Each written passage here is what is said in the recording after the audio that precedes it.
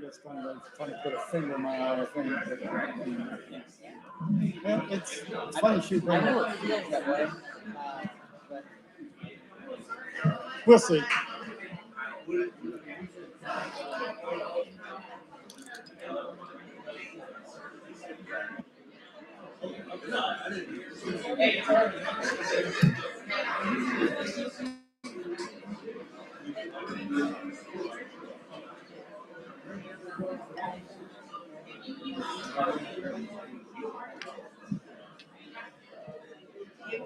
You getting away anytime this summer? Actually, yeah. Next week we're going to stay down at Amelia with Kelly's. Oh, okay. Take my computer and work remotely from down there. Good for you. Try to stay on top of things. Yeah. It's not really relaxing to go on vacation if you're sitting behind.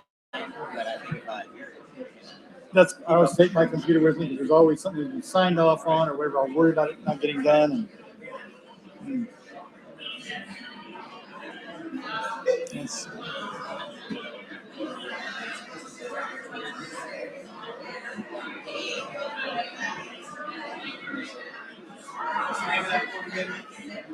That's the name of the executive session affidavit. the executive session. Senator.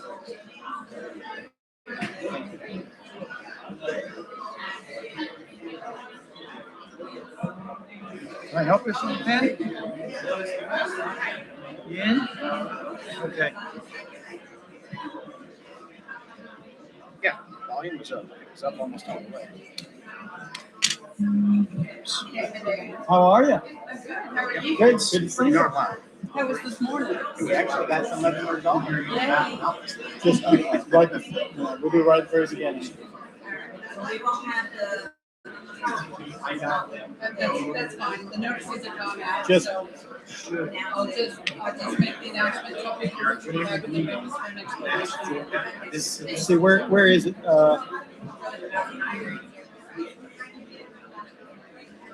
And the second sheet is what's going on the back of the notice.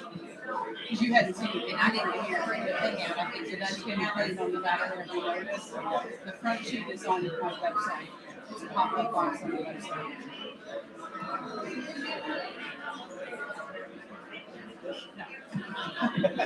It's No, fine. I don't, yeah, you can have it. I had already given the copies to the board members of the very first of the public hearing, so.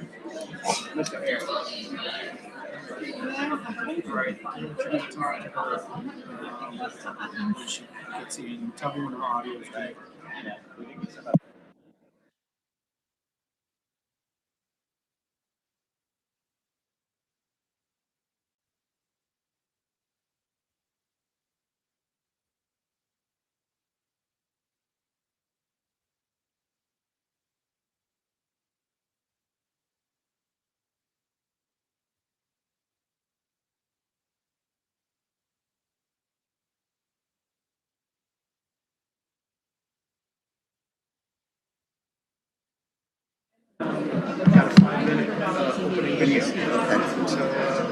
Tell me when you want to start. I guess the White House is here too again. She does her little disclaimer. When you're that close and just not getting it, scare them with I will. the We will. mandatory mediation. It's only 4? Tomorrow morning at 9 o'clock. I think Jack. It's 4. Where's Naomi? And it's like, that's for the first 2 hours, and then it's like $300 an hour. Tilly? This is stuff that just Same. drives me crazy. Well, I'm going to do the. Okay. Let me ask Karen a question.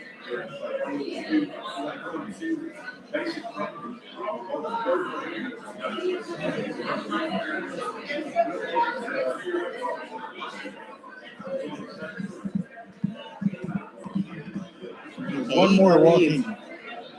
One more to walk in. Good. I was just making sure I was looking at the agenda right. I see the consent agenda, then under the budget, all the separate items. And It's then really the demoralizing out there. It is. All of that? rough. All individual? In Chicago, they're going to go from that weather to what we're having today. They went from like 77 high yesterday to 94 today. All of us can see. All right. All right, perfect. It gets pretty hot in Chicago in the summer, I think. Oh yeah, when I was there for 4 summers, Okay. and it gets pretty sticky. And they don't have a lot of air. You know, some places don't have air conditioning. Just so it's- category, made the categories. Okay, perfect. All right, thank you.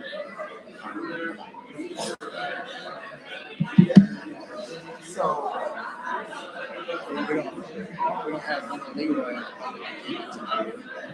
No one's on the public agenda.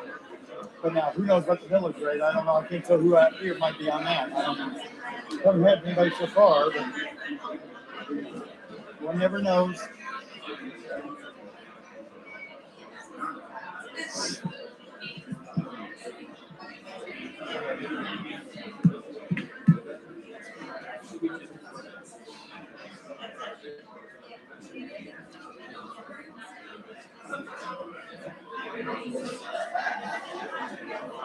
But I need to read. But I need to read. Is Janice coming down? I'm gonna have to Is start Kia that not- hearing now. Is Kia- Karen's in. She's supposed to be on our conversations. Okay. I'll call. Janice was here. I'll call her. I don't know where she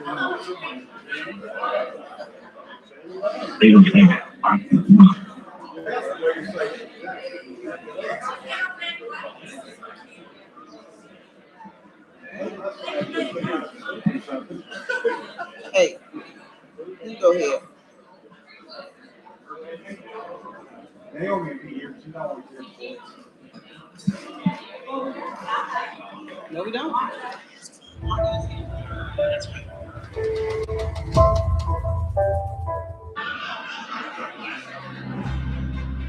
Welcome to the Muscogee County School District.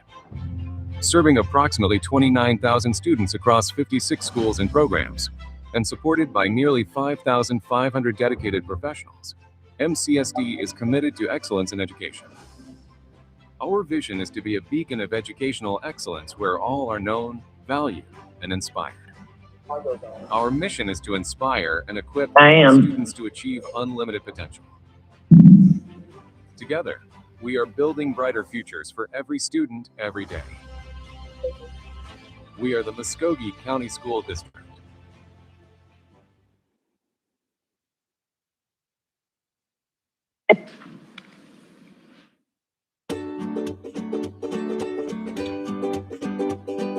Hello, my name is Timothy Henderson. Why did I become a bus driver? It was out of necessity. My son was approaching his freshman year at Columbus High School, and the principal shared with us that we needed to bring our students for the first 2 weeks. However, it was more than 6 weeks.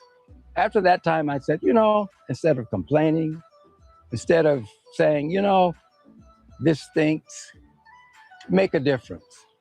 So I went online, filled out the application, interviewed, went through the training, and for 2.5 years, I've been driving for the Muscogee County School District Transportation Department, and it's been a joy.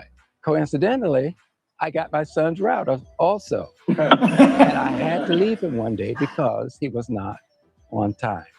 I believe in punctuality.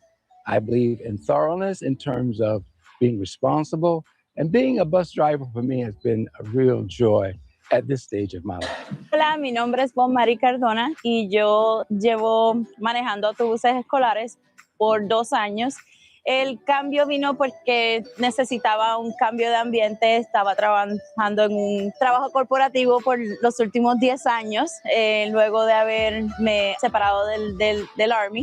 Serví por 8 años, estuve manejando vehículos pesados cuando necesitaba ese cambio en mi vida. Entonces decidí aplicar para ser un chofer de autobuses escolares. Ver la cara de los niños en la mañana y el buenos días por la tarde. Yo soy la primera persona que ellos ven en la mañana, la última persona que ellos ven en la tarde. Eso para ellos es bien importante y para mí también es muy importante que ellos tengan esa confianza y esa satisfacción y que la experiencia de ellos sea sea una buena experiencia. El trabajo no para aquí, en múltiples ocasiones.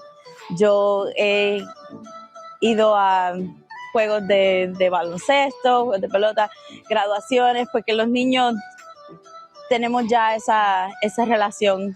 Y pues por eso yo los invito a ustedes también a que sean parte de esta experiencia maravillosa, siendo choferes de autobuses escolares. Hello, everyone. I am Edwina Harris, and I have been driving school buses for 12 years. I started when my son was in kindergarten, and my son is now approaching his senior year, and I've been crying ever since.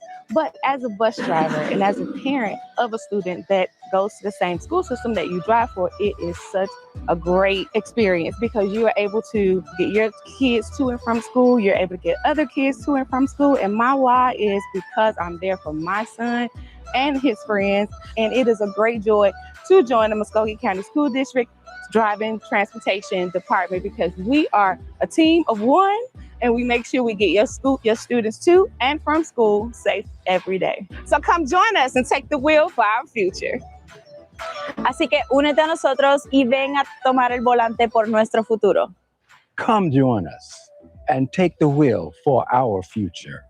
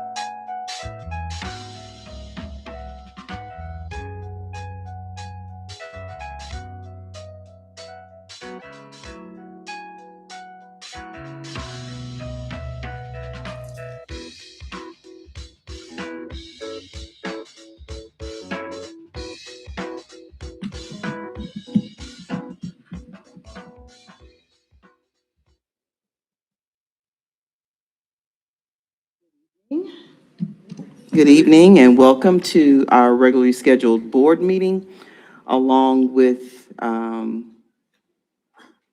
third and final hearing for our mill rate adoption. And we will go to our inspiration. And while, well, it's a couple.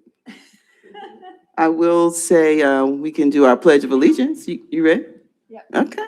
Ms. McCray. Just something to think about today, and that is to look for micro acts of joy. Said scientists found that doing even one small act of joy each day can boost your mood by over 25% each week. It's based on an analysis of surveys involving at least 11,000 people. According to the survey, anything from a gratitude list to doing something kind for others has a sizable impact on mood each week. As one researcher put it, it could lead to greater well-being, better coping, less stress, more satisfaction with relationships. It's the little things. Thank y'all. Thank you so very much. And now would you stand with us to recite the Pledge of Allegiance? I pledge allegiance to the flag of the United States of America, and to the republic for which it stands, one nation, under God, indivisible, with liberty and justice for all.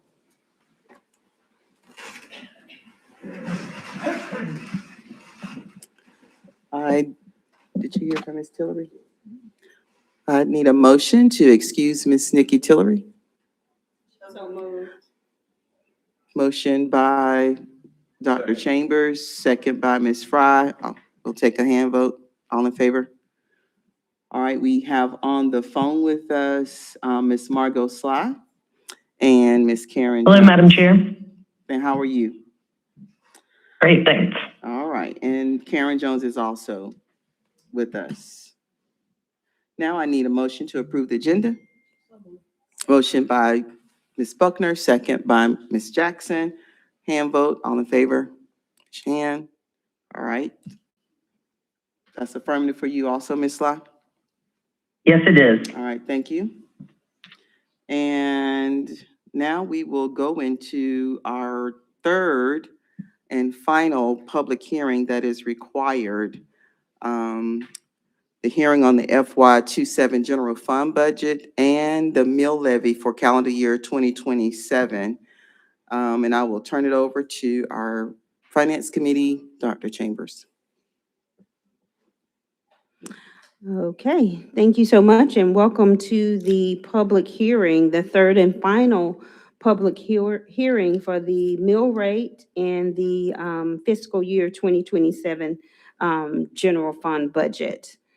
I will read this required document into the record, and then if anyone would like to ask any questions or clarify any information, you are welcome to approach the podium.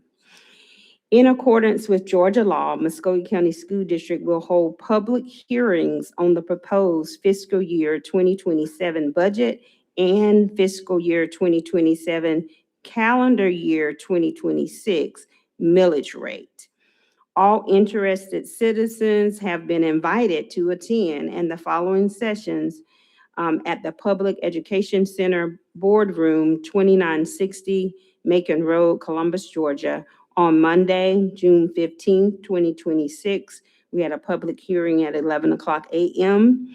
On that same date, June 15th, we had another public hearing at 5 o'clock p.m. And you are now in attendance of our third and final hearing, Monday, June 29th, 2026 at 6 o'clock p.m. The board will vote on the fiscal year 2027 budget and calendar year 2026 millage rate at the June 29th, 2026, 6 p.m. meeting at the same location. Muscogee County School District is proposing a millage rate of 23.075. This is unchanged from fiscal year 2026.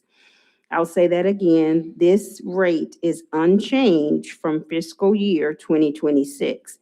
However, this rate is 0.467 mils above the rollback rate, which is 22.608, which legally requires the district to announce a proposed tax increase.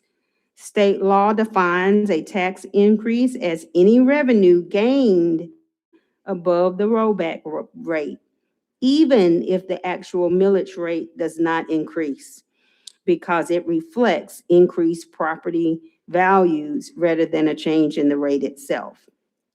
This will result in a 2.07% property tax increase, though homesteaded property owners whose values haven't increased will see no change in their tax bill due to their homestead exemption. The board has determined that this proposed mill rate is necessary to provide the resources needed to provide equitable opportunities for all students, ensuring that they have the tools, resources, and the learning environment necessary to reach their full potential. Highlights of the budget including $3.7 million increase in budgeted health insurance, and in addition to the state-funded 30 literacy coaches and $420,000 for the mental health expenditures. A copy of the budget, along with the 5-year tax digest and M&O levy history, are available for public view on the district website and through the Muscogee County School District Division of Financial Services. That concludes the statement that has to be written into the record. Are there any questions or anyone that would like to approach the board at this time?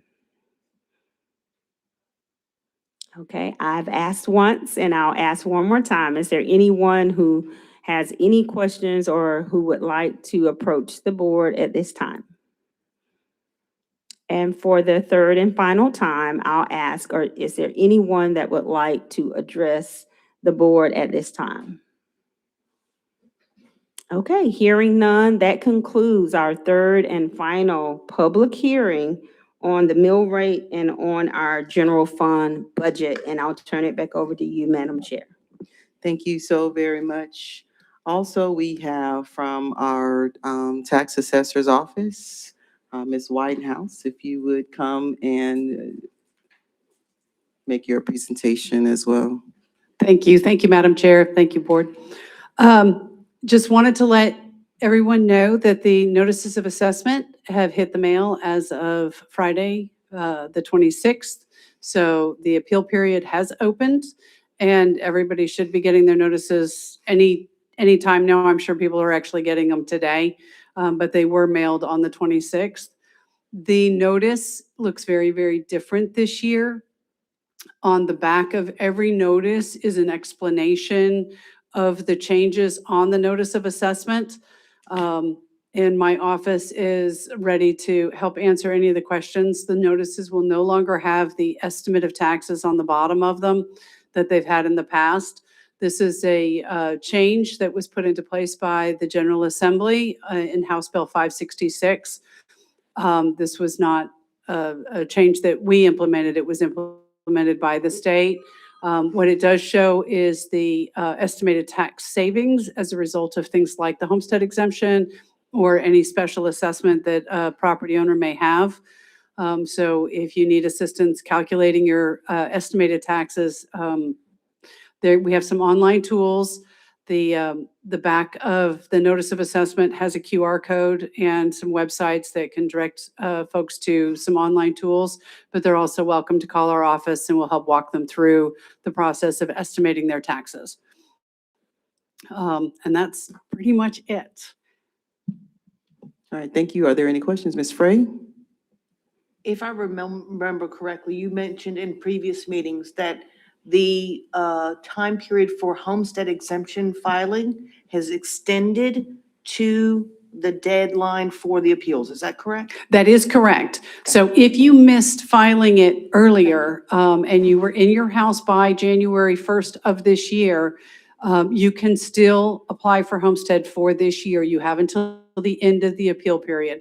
And that is in fact mentioned on the notice of assessment, but thank you for reiterating that. That's a good point to get out. Absolutely. Are there any other questions? All right, thank you so very much. We appreciate that. Thank you so much for your time. I appreciate it. All right, now we will move into our board meeting, and I do want to welcome our visitors. Over the summer, we do have some administrators here. If you would just wave from school building administrators, if you're on the leadership team as well, want to say hello to you. And I know Alan is not here. Stacy was here from the library, all right, and Marianne Rickner from the museum. No? All right, outstanding. All right, so we will start with our board recognitions, district-wide recognitions.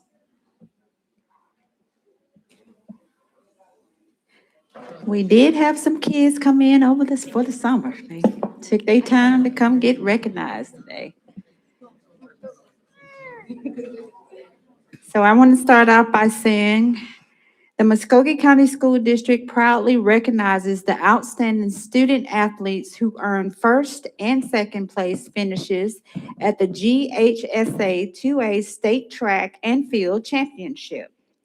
Their dedication, perseverance, and commitment to excellence have brought pride to their schools and our community.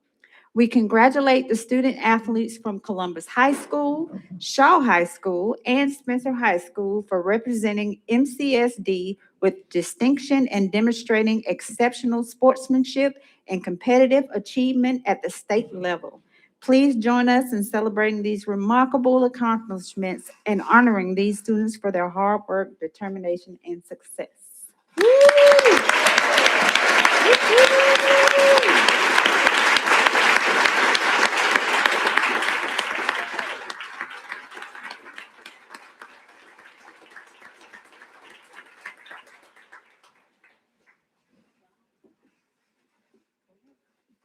My name is Olivia DeQuattro. I'm a rising junior and I'm from CHS. Hi, I'm Kelby and I'm a rising senior and I'm also from CHS. I'm Elizabeth. I'm a rising junior and I'm from Columbus. I am Millicent Brooks Millender, and I am the head coach. Namo Keys, and I'm assistant track coach. Casey Mills, assistant track coach for distance. I'm Jerome Wadley, graduate from Shaw High School. I'm Brandon Lewis. I'm a graduate and I'm from Shaw High School. I'm Woodrow Clay. I'm from Shaw High School and I'm in 11th grade. I'm Myron Nickerson, rising junior in Shaw High School. Javion Llewellyn, I'm the head coach of Shaw High School track and field. Dan Miller, I'm the throws coach at Shaw High School. Randy Pringle, jumpers coach at Shaw High School. Cornelius Gillum, hurdles and sprints coach at Shaw High School.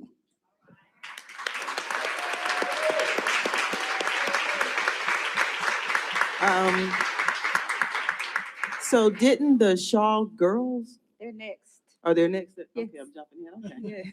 Yeah. Well, congratulations, outstanding. We are very proud of you. Are there by any chance any parents of high school students? Woo!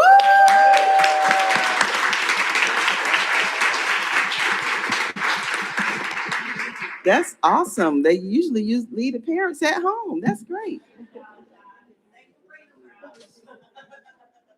Follow her. What area, was it a group or were there individual, what event?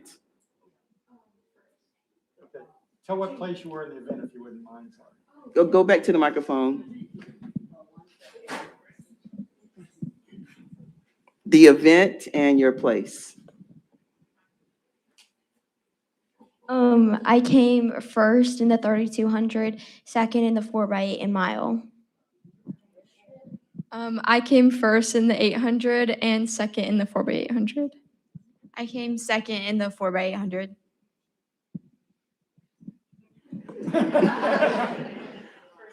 We came first place in the 4x2 and fourth place in the 4x4.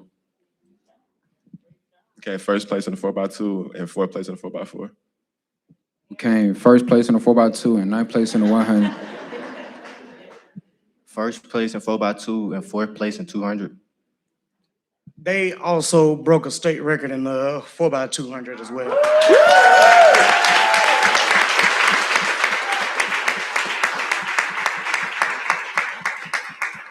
Outstanding, outstanding. Congratulations.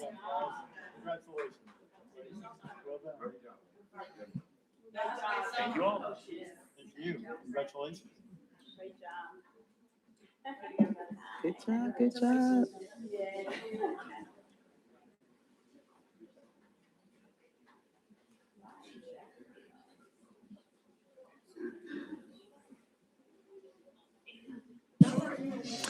The Muscogee County School District proudly recognizes the Shaw High School girls track and field for an outstanding achievement in capturing the GHSA 2A state championship. Woohoo! Outstanding. Woo!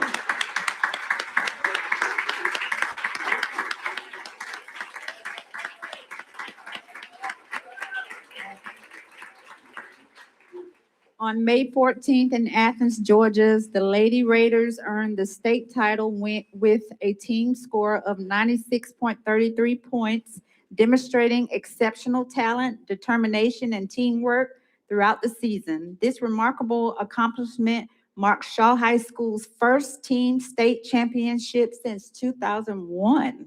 Woo-hoo! We commend the student athletes and coaching staff for their hard work, dedication, and commitment to excellence. Congratulations again. Woo-hoo! Oh, my name is Peyton Keeling, and I'm a 2026 Shaw High graduate. My name is Kashai Waka, and I'm a 2026 Shaw High graduate.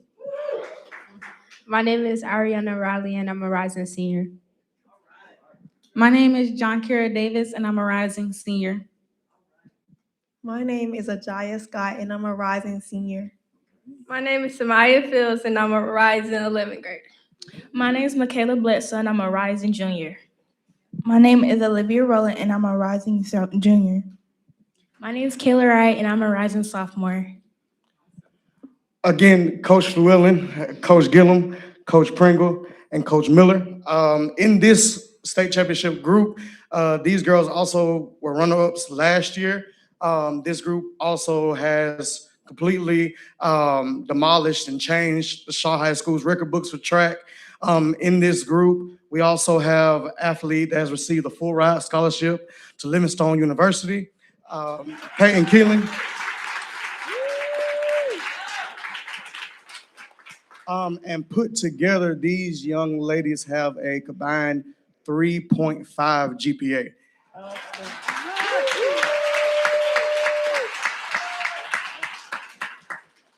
Outstanding. Are there any parents?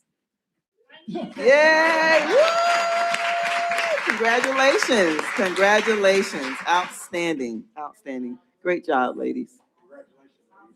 See you next year. Do it again. Go do it again. Go do it again. Dr. Lewis. Bye-bye.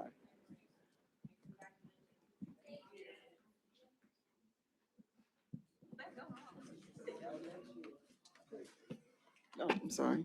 The Muscogee County School District proudly recognizes the Columbus High School boys tennis team for an exceptional season culminating in the GHSA Class AA state runner-up finish. Woo!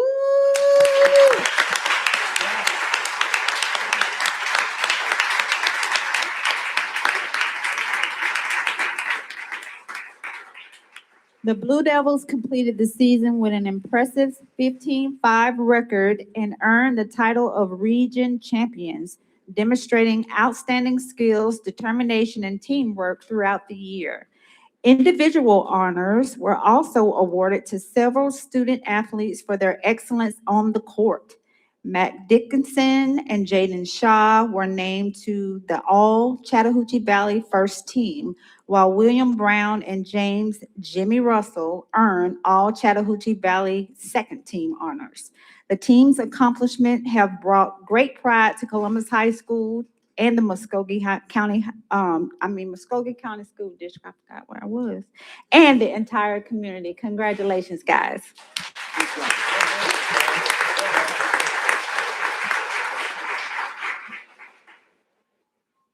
Introduce yourself. Jaden Shaw, recently graduated senior. Adi Delsania, rising junior.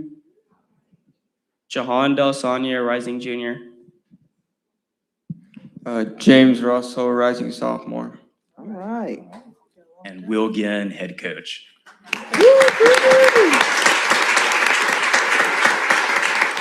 Are there any parents or supporters? Y'all, did y'all tell them? Okay, all right, good job. Woo! Good job, congratulations. That concludes our June board recognition. Ms. Green. Yes. I do want to say that it's commendable that these kids have graduated and still came back to honor their school and honor their district. And I think that's very commendable. And school their parents. Spirit, yeah, with Yeah. a good school spirit. Yeah, and their parents knew, because, high school will leave their parents out of it. Right. Yeah, so that's very commendable. Good job, proud of them. Yeah. All right, that concludes the district-wide recognition. So we have a presentation. Oh, no, I'm sorry, public agenda. There are no participants for our public agenda, but I will take this opportunity to say that all official meetings of the board shall be open to the press and the public. However, the board may meet in executive session. Speakers' remarks should be directed to the board and shall be limited to 5 minutes. Citizens are encouraged to address items on the board agenda or to initiate presentations of issues appropriate for school board consideration. If an individual desires to speak, they may contact the superintendent's office to be placed on the agenda. The board meeting or work session is not the appropriate place to address either criticisms of particular employees or individual parent complaints when such complaints have not been first addressed to the attention of the appropriate administrator for a resolution. Citizens are encouraged to follow normal channels to address individual parent complaints or concerns. And again, you just go apply through or request through the superintendent's office. And so now we will go to our presentation of custodial services for 2027. Yes, sir. Good evening, Dr. Travis Anderson, Chief Operations Officer, and I'm here tonight to answer your questions about our analysis for in-house versus outsourced custodial services and our proposal for fiscal year 2027. So when we look at custodial standards for the whole district, whether you're in-house or outsourced, we are budgeted at APA level 2. APA levels are fairly standard national standards across the district, across the board, about custodial services as well as other facility things.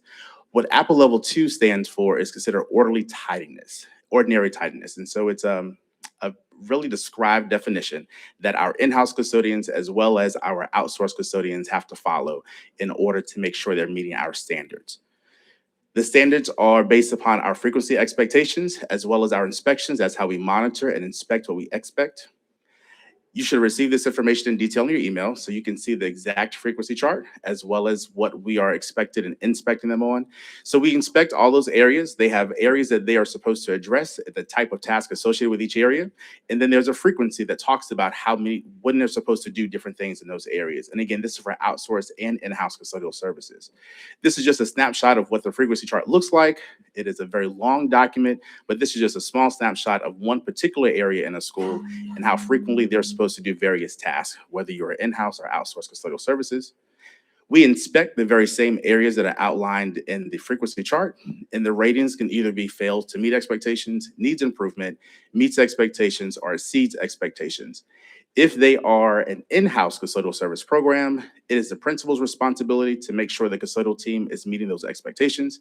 If it's an outsourced custodial team, then we work with the vendor directly, plant services, in order to make sure they're meeting those expectations and to develop the corrective action plans if they are not meeting expectations during the inspection. For fiscal year 26, we had 29 outsourced schools and 25 in-house schools. So we're a little more than 50% of our schools are outsourced for fiscal year 26.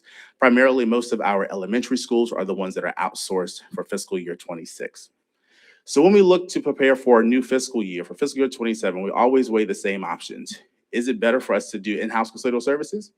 Or should we maintain the current level of outsource? Or should we add additional schools to our outsource? So those are three options that we go through every year. For fiscal year 27, of course, we started with where we are for fiscal year 26. When we do this analysis, there's some frequently used terms that you'll see as I go through the presentation. Cost avoidance, which is a big thing. We want to make sure that we are proactively avoiding potential costs. We also want to identify what our direct costs are, our indirect costs, and then those opportunity costs. Lots of things are not done because we're doing some administrative tasks. So we want to make sure that we're giving the staff members who are able to do other things to focus on other things. So we take all those costs in consideration when assessing whether or not we should do in-house or outsourced custodial services. The thing to keep in mind is that there's a full cost to custodial services, not just the cost of wages compared to the contract costs for our outsourced vendors. The costs fall into several categories: wages, which is a direct cost; benefits; burden. When we think of burden, we think about all the things that we have to pay above and beyond the wages for the staff member just because we have them on staff. Our supplies, equipment replacement costs, and our temp services. Temp services are used when custodians don't show up to work. We have to have a sub, essentially. And we use temp services to serve as those subs. Some of the indirect costs for managing the custodial service department are all of our administrative costs, which are shared between the supervisors or principals, as well as HR and our finance department. And then, of course, our outsourced costs are our primary direct costs, the things that we cannot predict. Workers' comp. We can have a year in which there are no injuries. We can have a year in which there are lots of injuries. So our workers' comp cost is always a flexible thing that we are not able to accurately predict because we don't know what will or won't happen. So it's something we have to take in consideration. It is our wild card.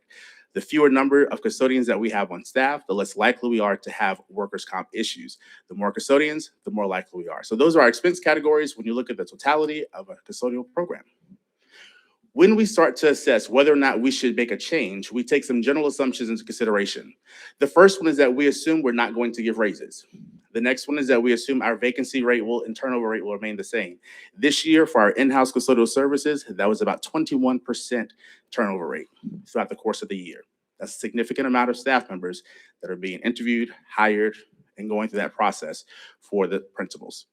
Equipment replacement costs, we assume will remain the same, and we're assuming that our benefits will be about the same. We currently have about 65% of our lead custodians take benefits, and then 33% of our regular custodians.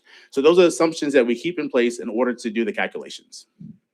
For fiscal year 26, with our in-house and outsourced custodial services, our total cost, direct cost, was about $10 million, $10.5 million for custodial services, both in-house and outsourced combined. Option 1, in-house custodial services at all schools. If we were to transition to option 1, our overall cost would be $11.2 million. With every option, there will be challenges. With this option, for the first year, we'd have the initial cost to do the equipment for the 29 schools that we currently do not service. Many of them we have not serviced in-house in years, so we don't own any equipment for those schools. We'd have to buy that equipment to start them. And then we'd have 143 vacancies that we'd have to fill. We'd have the administrative burden, and of course, at that point, we'd have 277 worker comps, custodians on staff that we'd have to worry about for workers' comp. You'll notice that for the first year, there is a significant increase in the cost for option 1. It would not be an ongoing annual cost because that is just the initial equipment cost for the first year. With those challenges come costs, direct costs, indirect costs, 143 staff members that we'd have to try to find. 277 would be our focus for workers' comp. And again, that's the wild card. The opportunity cost there for both our principals who are managing that process and HR, as well as our finance department, to take on that additional administrative burden. When we look at option 1 and we make the assumption to just one change in the assumptions, and that is if every person took benefits at 100% of our custodial population, if every one of them took benefits, that would be worst case scenario. But that is a fluctuating number. We don't know what it would be. We see what the increase would be. It would go to $15 million if that were to happen. That is not something that we can plan for. We don't know who will and won't take benefits. We can estimate based upon historical practices, but that could very well change. That is an unknown variable of $3.8 million. It could fluctuate anywhere between that. Our historical low and the projection high if everybody took it.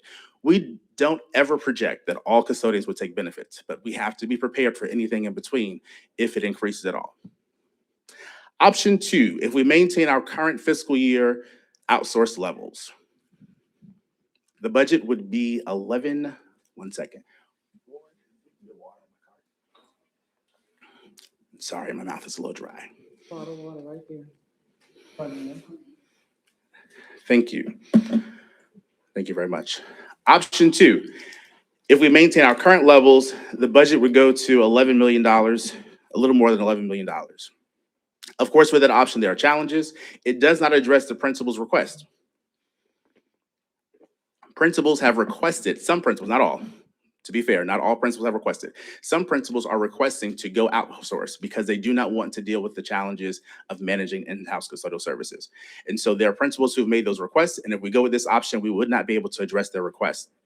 Our workers' comp would still be at 134, which is lower than having all of them, but we still have that burden and that wild card. And then, of course, we have the administrative costs. So we have direct costs, indirect costs, and opportunity costs with those challenges. If we were to make that one change in the assumption that 100% of the staff members took benefits, we see the increase significantly for our budget, primarily with the benefits and the burden. That's where we'd see that increase. Again, that is an unknown variable that we are not able to predict, but have to be prepared for. And in option 2, that would be $1.8 million. Option 3, if we outsource additional schools.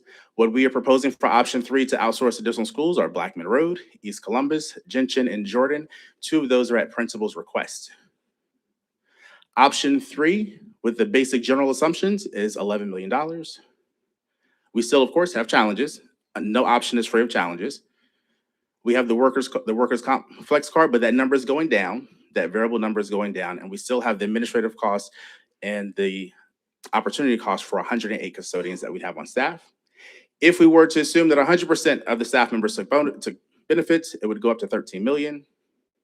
So it's a $2.1 million unknown variable. When we look at the options 1, 2, and 3, option 1 is the most expensive. Option 2 does not take advantage of the opportunity cost, cost avoidance. We miss those opportunities. And then option 3 is the least expensive.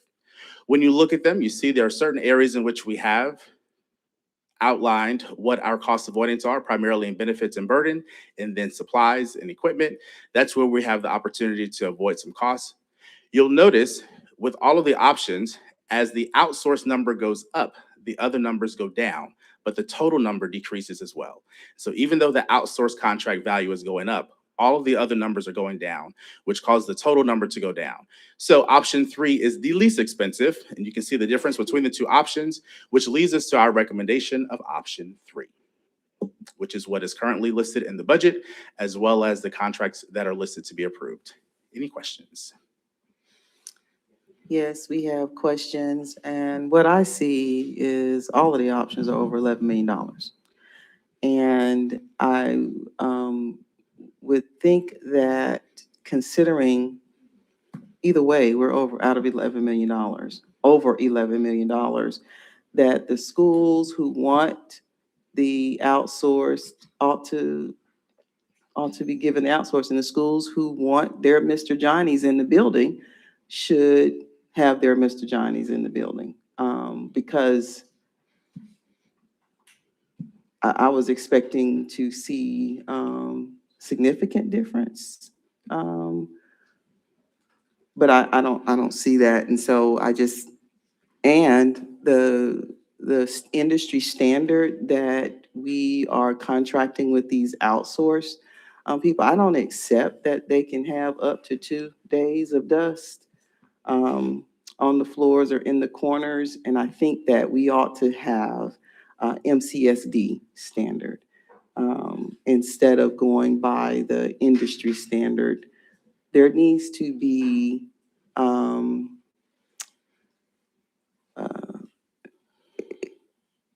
there are just some things we should not accept when you were talking about custodial service, and we're spending over $11 million for any of the options. I just want to talk about that further, not tonight, but I want to talk about that further. So the APA standards, which speak to ordinary tidiness and the 2 days worth of dust and those types of things, that is based upon square footage and how many staff members should be available to clean that square footage. The higher you go up in the APA standards, so if you go to APA level 1, the expectation is that you have more staff members. And so then in order to budget at APA level 1, we would have to, whether it's outsourced or in-house, because they're all managed and judged at the same level, we would have to increase the budget in order to get to the higher level, which is APA level 1. There is a higher level in level 2, but that is more cost because you'd have to increase your staff in order to maintain that expectation. So whether it was in-house or outsourced, if we did APA level 1 across the board, our costs would go up. I understand that it's going to cost more. I'm talking about having a standard of exceptional cleanliness. That's what I'm talking about. Having a standard that is not at the industry, we can clean every other day. That I don't have any appreciation that we are contracting for that minimum standard. And now I understand why. I can see the difference in the buildings that have the contracted custodians versus the ones who have, and I'm not saying all the custodians are top tier, but there are some who have school pride and work ethics that have extremely high standards and pride in the work that they do in the schools, which is why we can see why they are so clean, just pretty much spotless. So I'm not exactly sure who was first, so we'll just start on one end and come all the way down on the other end. Yes, sir. What we see across the district is, again, in-house and outsourced, they're budgeted at the same amount, APA level 2. They're held to that standard. They follow the same expectancy, the frequency chart, as well as the inspection, whether you're in-house or outsourced. What we see historically throughout the district is that our outsourced custodial schools are outperforming on the inspections than our in-house custodial schools. We ended this year with a significantly higher percentage of schools that were not meeting expectations, that were in-house schools than outsourced. Our outsourced vendors are doing a better job than our in-house custodial schools. So the data shows that the outsource is doing a far better job. Yes, and those details were provided for you in email along with the frequency chart, as well as the inspection reports. That is a change, and that's good to hear, because at one time we were getting bad reports on the outsource. So I'm glad to hear that that has shifted. I do have a few questions, and I'm going to ask them all at one time, and if you need me to repeat them, that would be okay. One, I want to know about the hours of the custodial staff for elementary school. I want to know if that's different. I just know that sometimes with elementary schools, there are a lot more accidents during the day. And so I want to know if the hours are the same. And then if you can provide some type of insight on the reason that only 33% of the regular custodians are taking benefits, but 65% of the lead custodians are taking benefits. I don't know if there's a huge pay difference between the two, or if you guys have looked at that, but I would be interested to know if there is a reason why 33% is really low. And I do understand healthcare costs. I thought I heard you say the principals were interviewing for custodial positions. That gives me concern. And then who is the custodial companies that we are using, and where are they based? And if I am a principal and there is an issue with a custodian and it's a contracted custodian, what's the chain of commands for me to get that corrected? If we're not employing them, how do we oversee and hold accountable? And so that's just a couple of questions I had. Awesome. The first one is about your hours for custodial workers. We do not dictate to the contractors when the custodians have to work. We set expectations that there has to be someone there to open the building, has to be someone there to close the building, has to be someone there in order to maintain the standards during the day. They develop their own schedule. If they are not meeting expectations with the schedule they develop, then we will work with them to develop a schedule that makes sense. And so it fluctuates per school, it fluctuates per grade level as well. So as you said, an elementary might need a different level of service in the middle of the day than a high school. And so the custodial companies are able to develop that on their own. And if we don't see that it's working, we'll have them change it. For in-house custodial services, it is up to the principal. If we see a pattern that the school is not able to meet expectations, then we will work with the principal to develop a schedule that's more likely to meet expectations. For example, there's some schools that have all their custodians scheduled during the day. Well, it's very difficult to clean the whole building if the custodians leave 30 minutes after the students leave. And so we help those principals develop schedules that made a little more sense to get their building clean. And so it's either up to the vendor with our approval based upon their performance, or up to the principal with our review based upon the performance. The next one was about why lead custodians take benefits over regular custodians. There's a significant difference in their pay. And the other part would be that our lead custodians are more career oriented. They've been with us for a very long time. So when I talked about that 21% turnover, that's not with the lead custodians. Those are regular custodians. So they're a little more transient in their positions and less likely to take benefits. Principal interviewing, yes. So principals are responsible for supervising those staff members. We have partnered, when I say we, Plant Services and Custodial Services at the district level, have partnered with HR to take some of that burden away from principals. Many principals choose not to allow us to interview. They still want to be the person interviewing their custodians. And so we will represent them at job fairs, we will interview, we'll screen, and we'll say, we got a perfect candidate for you. And their response is, but I didn't interview them. And so they want to interview. Many of them want to interview their custodians themselves. So that's what they choose to do. But if they don't, we are more than what we're happy to take that on for them. The next one is if a principal has issues with a contracted custodian, they have the ability to reach out. Even with contracted custodians, there's a lead custodian in the building, as well as a leadership structure for that vendor. And the principal can reach out directly to that person, or they can reach out to Plant Services and we can handle it for them. And then, of course, if it's in-house, the principal is the contact because they supervise. And if they need assistance, they can reach out to us to provide additional training and support with them, but they supervise those staff members, so they're responsible for that performance management. I keep hearing that, or thinking through as you're talking, that having the outsourcing can lead to greater efficiencies, much more streamlined, and letting those in the building focus on our core product or our core goals, which is educating our students. So I'm just throwing that out there. letting everyone do what they're really good at, and it's good to hear that we're seeing good success with the contractors.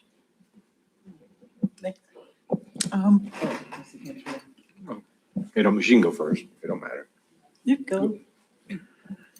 When you're hiring these folks, how many people are, when we hire, they're local people? When they hire, are they local folks too, or are they ordering from out of town? Are they hiring from out of town folks? Because I think supporting Columbus, Georgia with our public needs the first choice of a job if they're qualified for it. But if they're not, but if another one's bring them in from LaGrange or Phoenix City, and I'm using these examples here, but I'd much rather the employees be Columbus-bound people than I would out of town, just because we are Columbus. Excellent question. And Dr. Chambers, I forgot one of your questions. The companies that we have, our outsourced companies are ABM, Paramount, those are our two. And if we were to get approved for another vendor, which is on the budget for tonight, it would be Elite. Paramount and Elite are two local companies, two smaller local companies. ABM is a large national company with a large footprint. What we see is that many of our current custodians, when we transition from in-house to outsource at their school, they're given the option to either stay at their school with the contractor and they'll stay, or they can go to another district site. But just like with any of our lower paid positions, those staff members, whether it's a contractor or in-house person they're hiring directly with the district, they're local for the most part. The pay is not to the point in which they're going to attract people to travel from outside of the area in order to take those jobs. So for the most part, they are local to our community. And when you see them, whether they're contracted or not, I go and I see them. Their students are in our school district, their family, they're part of our community for the most part. That's very important. Also, when you're talking about the principals, you said some don't like it. Of course, some don't. I've got one that spoke to me very highly about it. What is your base as far as how many principals like it and how many principals would rather stick with the in-source compared to outsource? Or what are we looking at? Is it 50-50? It's what type of numbers are we looking at as far as principals? I put a lot of shoulders on the principals, and if they like having their own employees, I think that's very important right there. If they don't, if it's the other way, I think that's, we need to know both ways right there. What do the principals feel like? So I don't have those numbers. Many of our schools, especially the elementary level, have been outsourced for a very long time. So those principals don't know anything else. But we can certainly get those numbers for you. At the high school level, most high schools are in-house, and that is not if it's an outsourced high school, it was at the principal's request. So Northside requested to go outsource, Hardaway requested to go outsource, and Jordan is a new one that's requested to go outsource. All other high schools are in-house. Was that accurate? Or is that accurate? Carver's another one. I'm sorry. Thank you. I thought I was missing one. So if it's a high school and it's outsourced, it's at the principal's request. We have a middle school that's outsourced, again, at the principal's request. For the most part, the elementaries have been outsourced for some time, and those are the ones that many of those principals don't know any difference, but we can certainly find out for you what their preference is. What I have heard anecdotally, there are principals who have outsourced and want in-house, and they've gone from one to the other, but their in-house custodians weren't performing well. They like the idea of being able to supervise directly and be able to control what the custodians do, but they don't get better results. All these high schools how long have they been outsourced? What you're looking at? Are they on 2, 3, 4 years or the first year doing this? Northside would be the one that's been out. I'm going to start making up stuff if I don't call in the experts. Ward, come help me with this.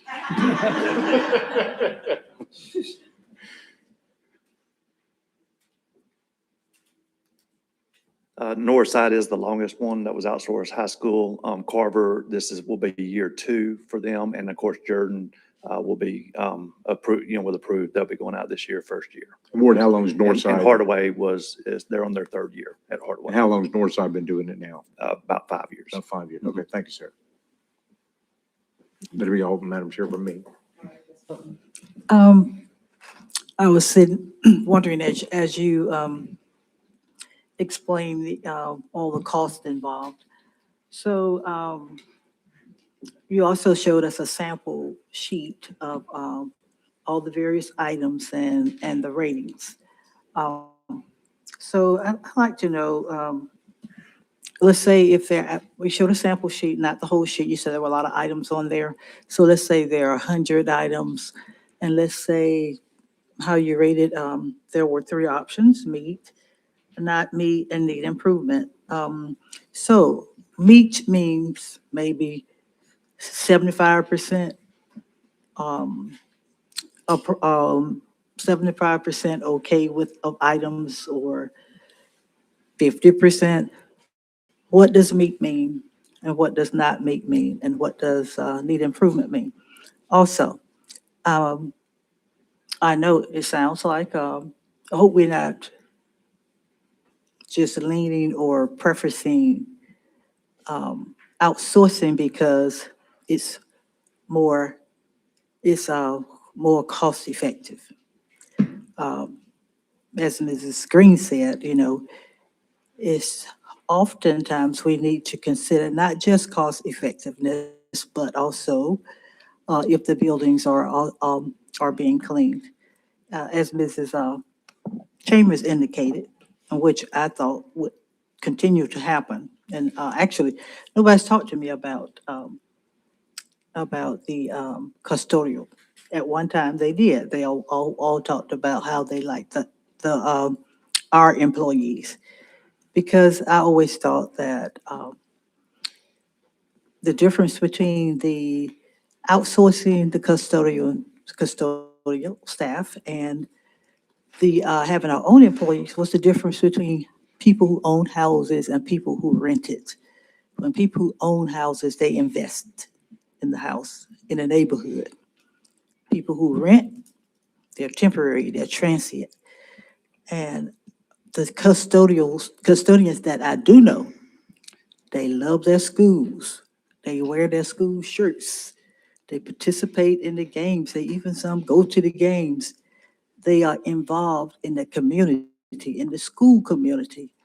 And so oftentimes when you're involved in your school school communities, you invest more. You invest more in making sure that your school is clean, and you often have that pride.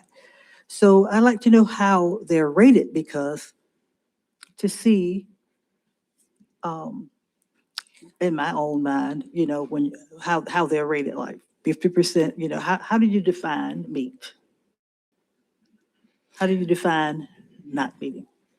So in your email, you see a copy of what the inspection form looks like. Meets expectation means that it is meeting as described on the frequency chart and as described by APA Level 2 standards. And so when they go to inspect, they're expecting that horizontal and vertical surfaces are clean, the trash has been taken out, the restrooms are clean. It's a lot of detail about what needs to happen in the restroom. Floors are clean, the fixtures are clean, it doesn't have a smell in the restrooms, and then the offices, and it talks about all those different things on the frequency chart. That's what they are meeting expectations, is that you have done those So everything things. must be met. That's correct. Okay, so that's what so not meet means everything is not met. That's correct. Everything is not met. And then they have to have an improvement plan put in place because they're not meeting expectations. We And have schools where everything is not met. I'm sorry, We have schools where everything is not met. where every single thing is not met? No, I don't. I Okay. wouldn't say there's this thing where everything is not met. Okay, that's what I'm asking. So what does need improvement means? Half of not met means half of the things on the ratings are not met. Needs And who does the rating too also? The ratings are done by 3 building inspectors and plant services. Needs improvement means that you did not meet expectations in all categories. And so you need to work on In improving all one. categories. In order to meet expectations, you have to meet expectations in all the categories. If you're not meeting In all categories, or so in a category, how many items are in a category? All the items in a category? Yes. All the items in a category. Okay, that's what, so what's the difference between, according to what you're saying now, what's the difference between not meeting and needs improvement? Because it sounds like the same according to what you're saying. But I'm not gonna even deal with that. Because I'm just trying to make sure that the ratings, or I'm making sure, I just want to make sure that when we are rating, we're not rating with the thought in mind that we're saving money based on money's being saved if they were outsourced. That's what I'm saying. No, so in-house and outsourced custodians are rated the same, using the same criteria. And so the 3 building inspectors who are making those decisions are also not involved in the budgeting process. So they're not thinking of it from a budgeting standpoint. They're thinking of it from a expectation standpoint. Who are the 3 people? There are 3 building inspectors who work in plant services. Okay, well, these building inspectors. Okay, so we have 3 building inspectors. You know, I know they're not involved in but they do know that money is being saved if they, from outsourcing. I mean, I'm just trying to make sure that they are not going to the ratings, knowing that outsourcing is cheaper. That's all. Okay. And I know you said that they're not involved in the rating. They may not be involved in the rating, but they do know certain things about the rating. And as you have explained to us tonight, it's cost effective to outsource. It Isn't is that more what we co- got? it- I know you said. No, I didn't. No, it's about the same amount of money Yes. to outsource as it is to do in-house. There's a very small difference. It's more The labor difference is the intensive. opportunity cost for HR, finance, and for our principals. The difference is the cost avoidance of having to replace equipment every so often. $10,000 per piece of equipment. When that goes down, that's our responsibility. When it Okay. needs to be repaired, that's our responsibility. When So it's someone not doesn't show more up cost to work, effective. it is slightly more cost All effective. things being considered, all things being considered. I know all things being considered, it is more cost effective to outsource than to have our own employees. All the things you said, Yes. all the things, see, I moved it on all Yes. together. It is more cost effective to outsource than to use our own employees. As it relates to direct costs, there is a marginal difference that is All things being beneficial considered. to have outsourced custodians. Of course it is, because when you consider, all things being considered, if you consider just one factor. Now, you did indicate that you don't know how many people will take our benefits. But when you consider the cost of health insurance, those people who are taking health insurance, and you know how much that costs, that is an overwhelming cost expense. So our employees have the opportunity to take our benefits. Our benefits we have lots of benefits. It's a benefit to work for the Muscogee County School District, not just in terms of the wage. You explain the wages and the benefits.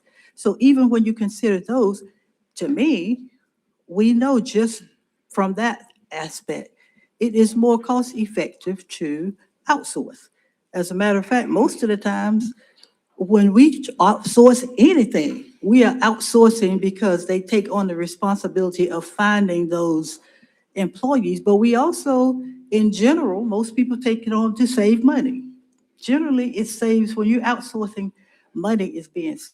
Because So to your point, I just want to make Ms. sure that Buckner, they're yeah. not tackling that thing just because we're saving money. That's the only thing. Right. To your point, yes, based on the information that has been presented, outsourcing does present a savings, particularly in the area of the cost avoidance issues like workers' compensation. And which is gonna always be an unknown. And benefits. And the benefits, which is always going to be an unknown. You're right. And that's why I was saying that the schools who are not having the experience that your data is showing with outsourcing, if they want to have their in-house custodians, I think they should, because when we're looking at the cost, we're still paying over $11 million. So we're going to go to Ms. McCray. And there were some questions that Ms. Buckner asked that I did not answer. I'm sorry. Go ahead and answer the questions. Okay. So there was a question about the vacancies. What we see with our in-house vacancies in the commitment. I do want to know the answer. The commitment for custodians being committed to their school. And when it's in-house, the perception that custodians are committed to their school.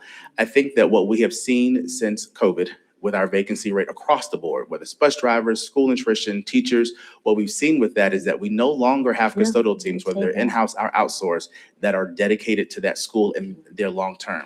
We have had points in the year in which there have been a whole slew of custodial vacancies at one school, and they're only supported by temporary workers. They're in-house, an in-house school, not outsourced, but this principal has nobody on staff, and we have to use temps to service that school. That happens a lot. So gone are the days in which you have a custodial team in which you have 10 or 15 people who've been there for 15 or 20 years. We don't have that anymore.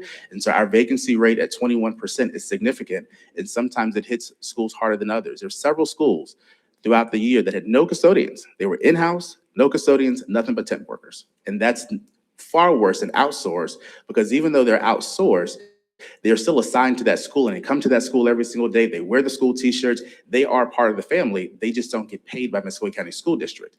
Temp workers, which is what we have to do when an in-house school doesn't have anybody to come to work. Those temp workers, those are the ones that are just showing up, and we don't know who they are, because they go through a background check process and all of that, but they show up because nobody came to work that day. And so we're using a temp service. And that happens with in-house, not with outsource. All right, Ms. McCray. Yeah.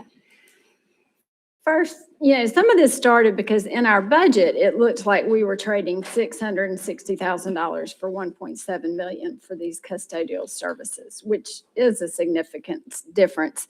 My concern, and I know I keep harping on it about third parties, is every time we do this, and it looks like we're moving to all of them being outsourced at the rate we're going, we're becoming more and more dependent on them. So when they do go up in price, when the contracts get higher, we can't do what you said, because you illustrated it.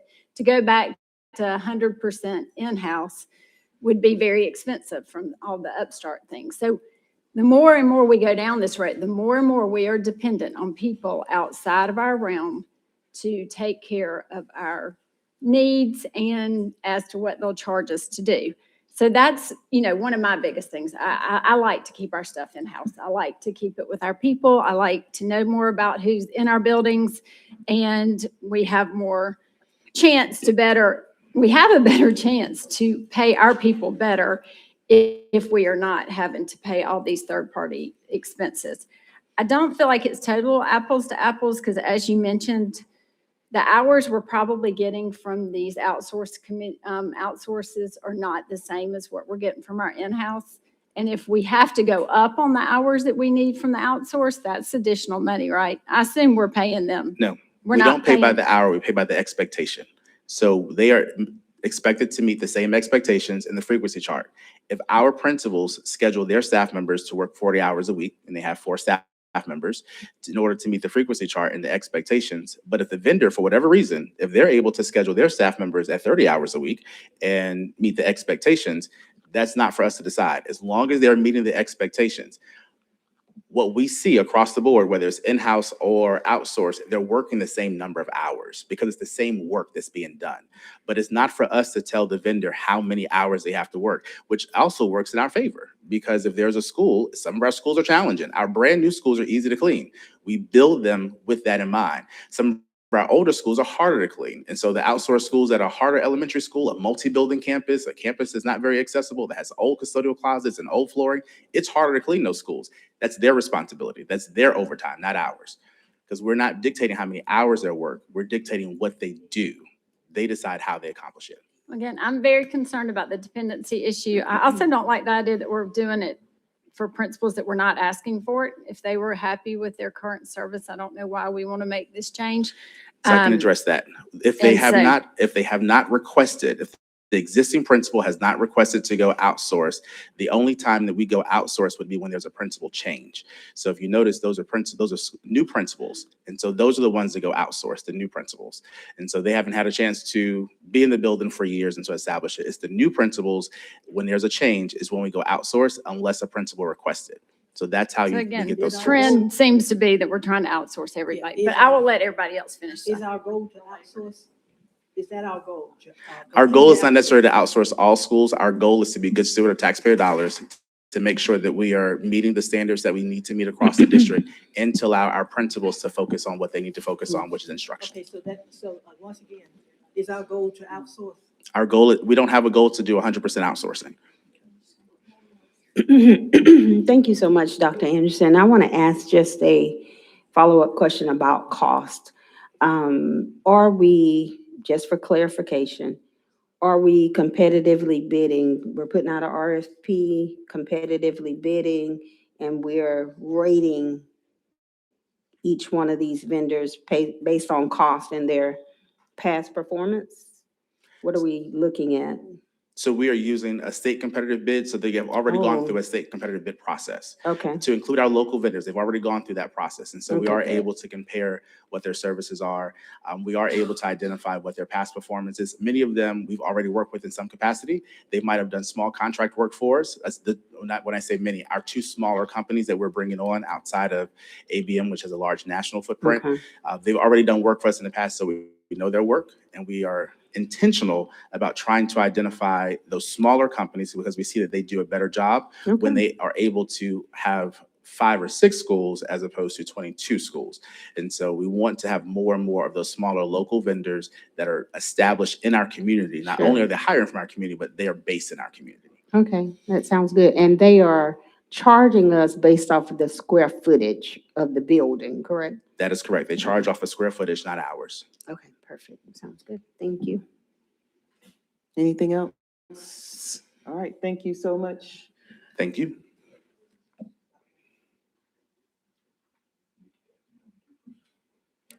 All right, board, we're moving into our action agenda. Item number 1 is the general fund FY 27 budget. Motion by Dr. Chambers, second by Ms. Frey. Question, Ms. McCray? Okay, so I am grateful for all the information that's been provided for us. I'm still trying to kind of get my head around the deficit and the pattern. I don't know what's happening, sorry. Go ahead. They're on the phone. So to backtrack and make sure I have things right, in FY 2025, we had additional funds at the end of the year that we then used for stipends that year, correct? Microphone, ma'am. Right, but that was money that we had left over from FY 25. I mean, I know leftovers a loose term, but yes. Yes. Yeah. So when we look at our FY 26 deficit, does that include the money that we paid out for those stipends? Yes. And so what was that, and what are we projecting as our total gap for For 27, it's about, 2026, sorry? for 2026, about 21 million. Okay, and how much were the stipends? Just Like- under 10, I know the one was 7, and I don't remember the other one off the top of my head because it was a combined. Okay, so taking out that, our gap for 2026 seems to have been around 14 million, right? Yeah. Okay, so again, we're looking at a gap this year for 13 million. So we haven't really closed it any. And we got about, what, 20 or 25 million more dollars this year expected for FY 27? There was more, there were additional funds, yes. And how, remind me again that number? Uh, It was either 20 or 25, which is significant. I just can't remember. Okay, either I'm one. sorry, I'm not. Either one, you know, we had substantial more revenue, but yet we continue to have a lot of expenses that we're not closing the gap. We are now down to getting, I mean, at the end of FY 27, we are projected now to get pretty close to what we're supposed to have, which is 60 days. And I harp on it a lot. I've always harped on it a lot. That concerns me. And I've tried to look at the things, I can't tell you what to do differently. I don't think we're supposed to really do that. It's hard for us to get in the weeds that much. But as a board member, I can't continue passing budgets that I think are headed in the wrong way. I have done it in the past because at least in there somewhere, somebody was getting some really good, you know, raises or money. But in this one, there's not really that. It's just kind of doing business as usual, but somehow much more expensive. So all that to say, I can't vote for this, but I'm explaining why, and then we can move on. Chambers. I just want to share this sentiment. I am going to vote for this budget because we have business to take care of. But I do want to say that I am concerned with continuing to pull so much money from the fund balance.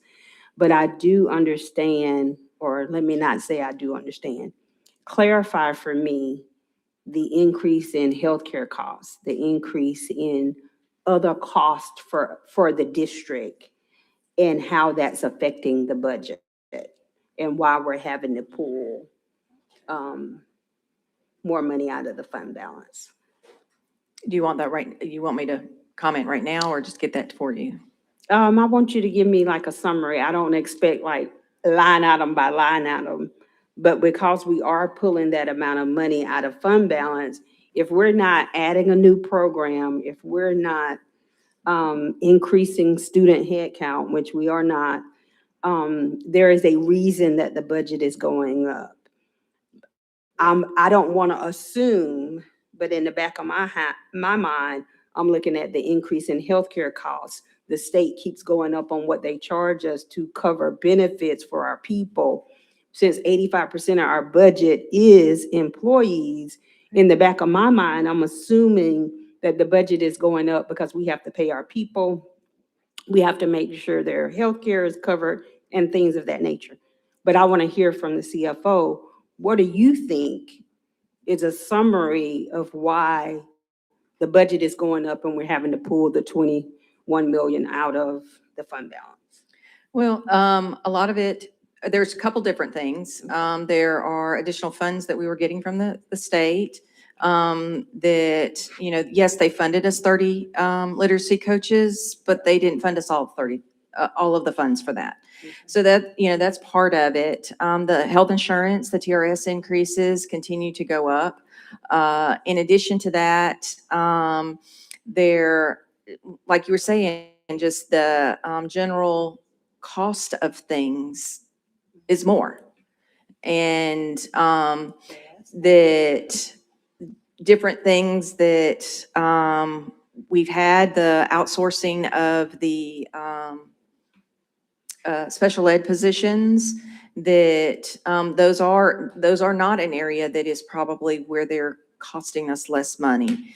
There are places just with the transportation, the athletic transportation, that is increased this year due to just some of it changing of the zones. Some of that has to do with the fact that we don't have the bus drivers now, so we're having to outsource that transportation. We are putting some things into the schools with some new programs that to help with the achievement. Okay. Thank you for giving me the summary. I know I told you a couple of weeks ago that I wanted to check out a MCSD computer so I could get all the finance stuff down on that computer. I still will be at your office to do that because as finance chair, I think that it's important that I understand the numbers. The other thing is, and I'm just saying this for the record, I want to figure out a way, and I know we're doing a comp study, want to figure out a way to give teacher raises. I do understand that we're already using a lot of fund balance, but is there some room in the budget? And I'm not asking for an answer. This is just a hypothetical question. If there were room in the budget where there are some programs or something we're outsourcing that could be cut so that we could provide more raises for our teachers in that supplemental line. You mean a supplement, not a raise? Supplemental line, yes. It Okay. ends up being more money in their pocket, so it's a raise. That is what I would like to see. I think Ms. McCray and I both have asked for that. And I haven't seen the results of the study, but I'm assuming that because we approved it in the budget, it's coming to us pretty soon, right? Ms. Buckner? I'm sure that for every board member here, every board member is concerned with being fiscally responsible and being attentive to the budget. And I think for the last, particularly in the last few months, that has really captured our attention. And also during, when the ESSA funds were in 2025, at that point, that was also a moment to capture attention about things we have added, and some we were trying to maintain and some had to be eliminated. So I think, and we have been trying to, at this point, we have been trying to deal with the budget and make sure in certain ways that we are trying to capture our 60 days again. And I think we have been working toward that. So what do we see going forward? We are at a point right now. What do we see going forward, maybe in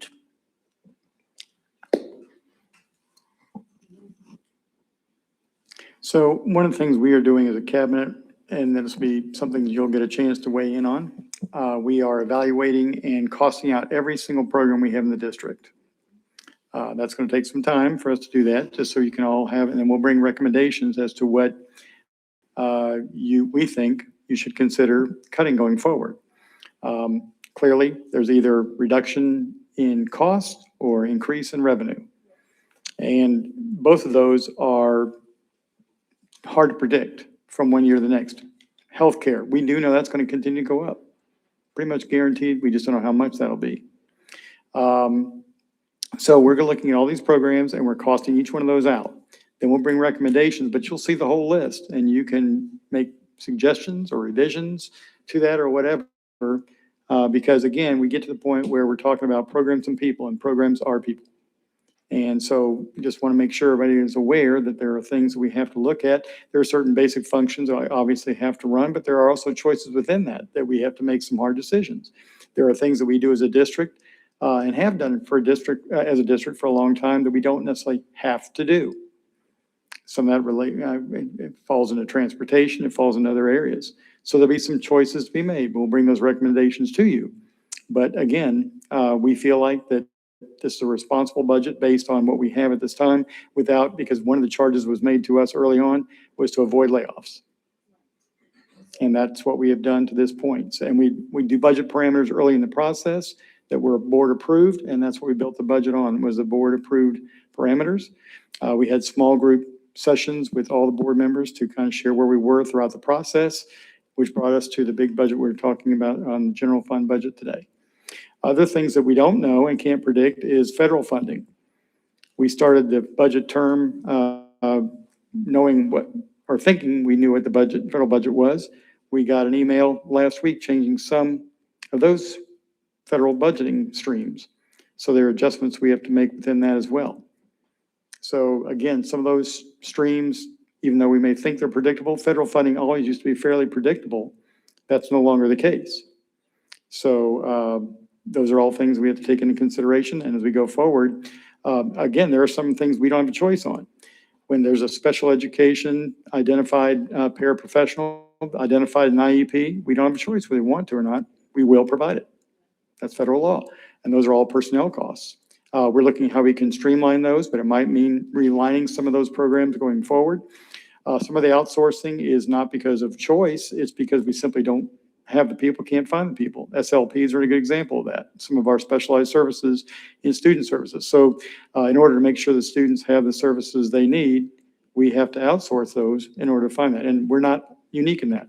And not just the services that they need, but that are required. We don't have a choice. Right. So again, these are not unique just to Muscogee County.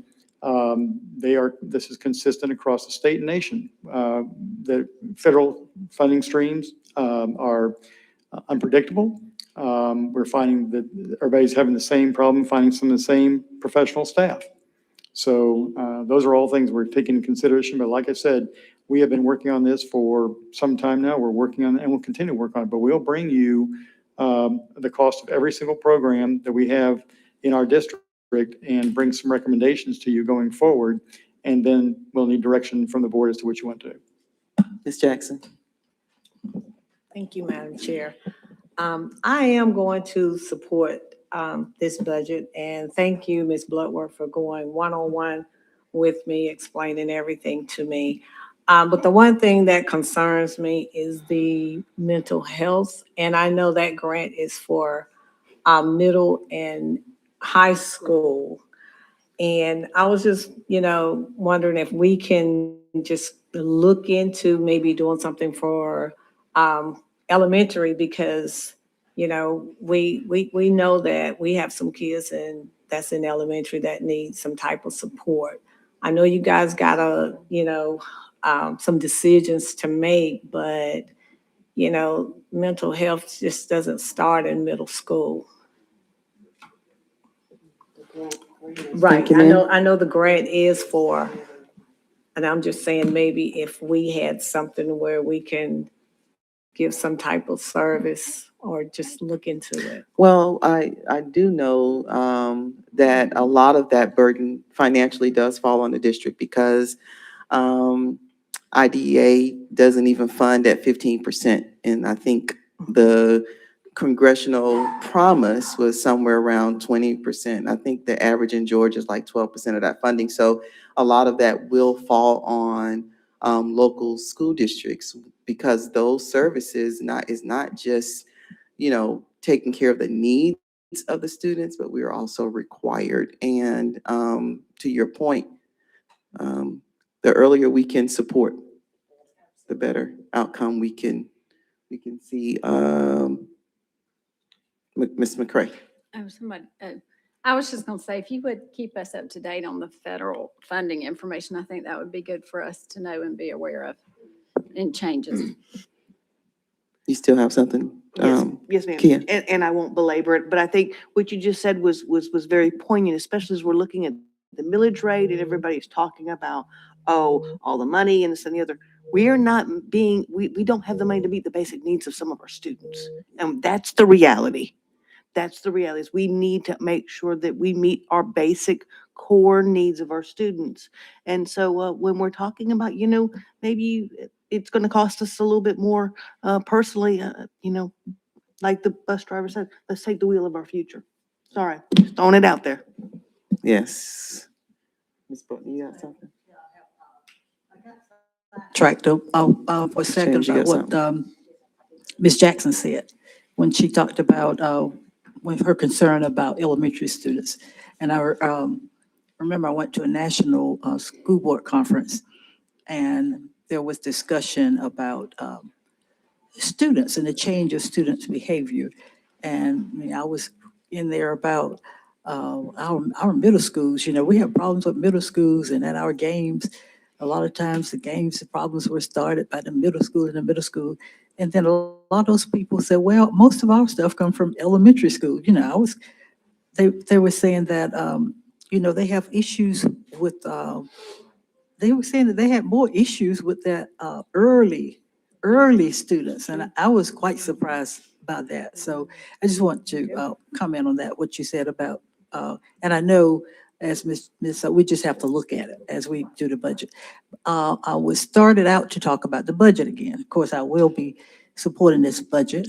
And as I said before, we all are concerned with the budget and we all have attention to the budget. And now, not now, but always probably we're focused, but more we're focused on the budget. The superintendent has said, and our CFO has said that they are looking at ways to address that. And so of course, I will be voting for this budget. What will happen if all the board members, we have bills to pay. What will happen if all the board members up here would want to say as a protest vote that they will not vote the budget for the budget? The budget cannot pass. We have bills. Business have to go on. At this point, we know that we have to focus on the budget. We have plans that they are looking into to try to address it. So at this point, I'm going to vote for the budget. We have bills to pay. The system has to move forward, and we are having a plan for the superintendent and our CFO are engaging in ways that we can tackle that. And what we have to do is just to keep we have to keep paying attention to the budget also and to see and to find what way, not to find ways, but to urge and to suggest for during this time. But we have bills to pay. The system has to go on. Thank I'm you so voting for much. the budget. Thank you, Ms. Butler. Dr. Chambers, and Just then real Dr. quick, Lewis. Okay, I am ready to move forward, Madam Chair, but can I request information on any outside districts in which we are spending funding for, like in the area of special education? Or do we have students that come over from other counties if their county cannot provide those services? Used to be. Can you look in, yeah, that used to be the case. So if you can look into that and get that information to me. Don't we know already, Dr. Do we Knight? know? Out-of-district students at Woodall. Okay, just a dollar amount, if you can get that information. It's just something I just want to know. And another. All right, we're ready for the vote. And another expense we have. Okay, I'm sorry. All right, calling for the vote, calling for the vote.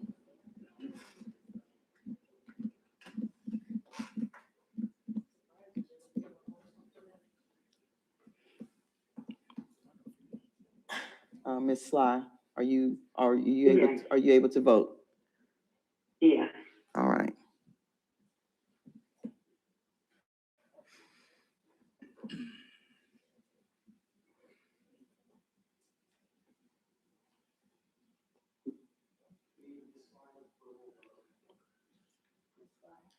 Ms. Sly. Affirmative. Yes, I have voted yes. You already voted? You're logged in? In the chat, yes. In the chat? Oh, no, okay. Affirmative for. All right, did it pop up yet? Mr. Cantrell? Mhm.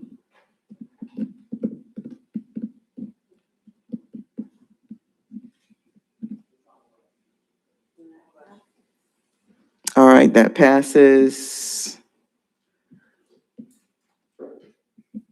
Item number 2, the recommendation of the FY '27 mill rate is ready for adoption at 23.075 mills, which remains unchanged.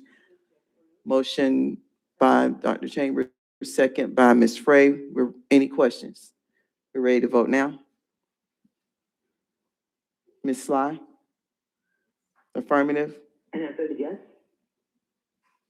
Can y'all see her in the chat?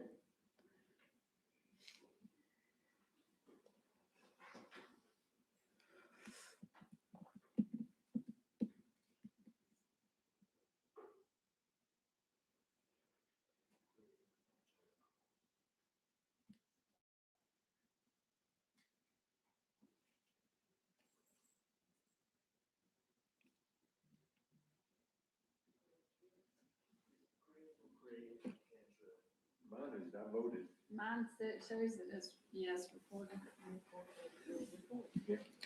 Would you say yes?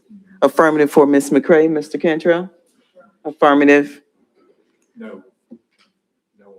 No? I'm sorry, no on Mr. Cantrell.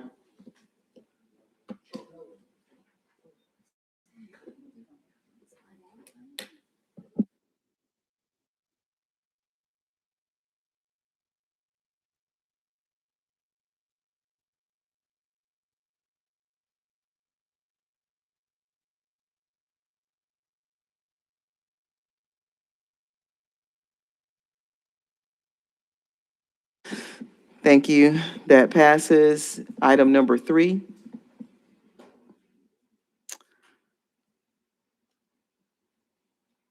No.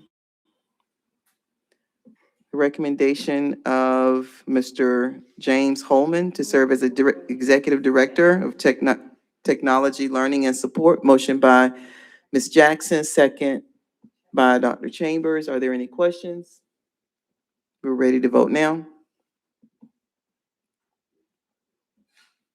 Ms. Sly, I voted in the chat, yes. y'all monitoring the chat?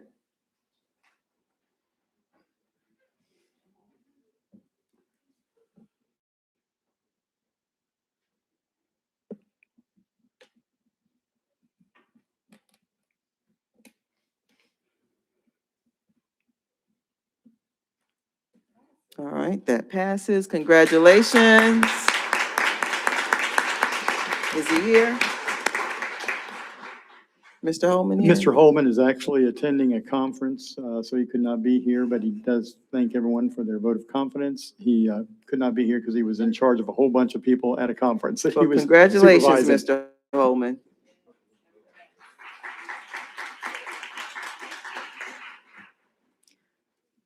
Item 4, Dr. Lewis is recommending the appointment of Dr. Vanita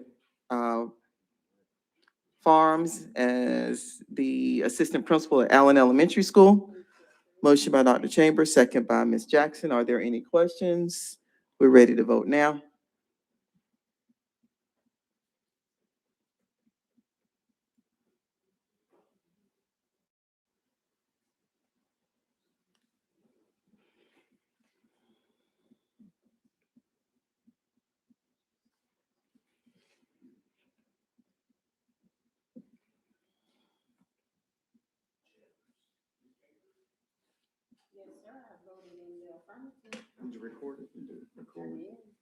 Affirmative for Ms. Chambers.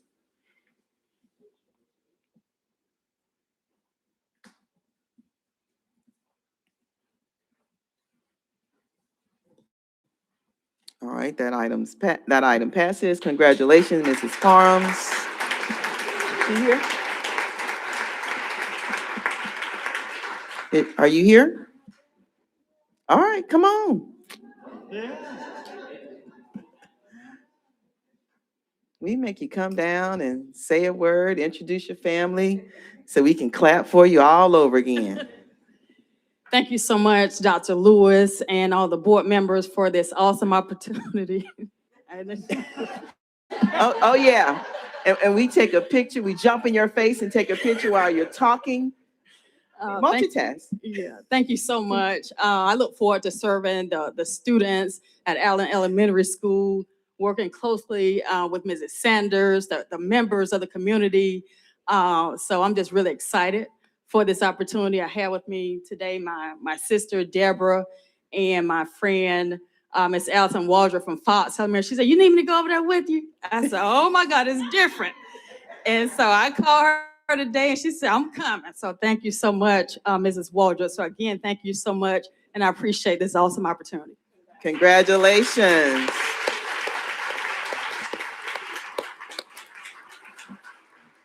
Okay, sister, wave your hand. You were videoing. Okay, good. All right, and your bestie, good friend to have on the spot at the last minute in the Allen family, school family. All right. All right, item number 5, Dr. Lewis is recommending, there it is, Lindy Dunn as the assistant principal of Aaron Cone Middle School. Motion by Dr. Chambers, second by Mr. Cantrell. Are there any questions? We're ready to vote now.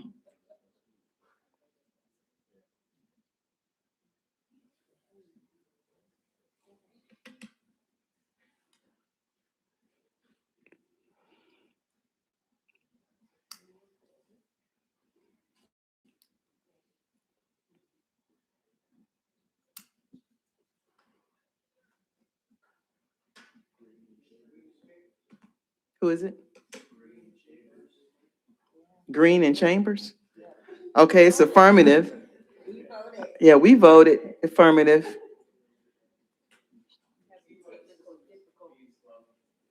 You want me to do hand votes? All right, that passes. Congratulations.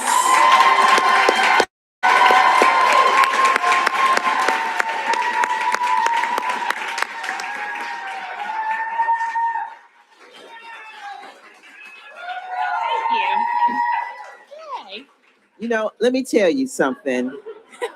I really appreciate it because I was looking for chewing gum and everything through that budget process. So thank you. Thank you. Congratulations. Thanks. I'm Wendy, so hello, everyone. I want to begin by thanking Dr. Lewis for the appointment, for Mr. Richburg for his leadership as Region Chief, and Dr. Lawrence for bringing me on as his AP and taking the risk. I also am incredibly grateful for the many mentors who have invested in me throughout my career. The guidance, encouragement, and wisdom, I could not have been here without it. People such as Penny Gorham and Patrick Knopf. I really do appreciate that.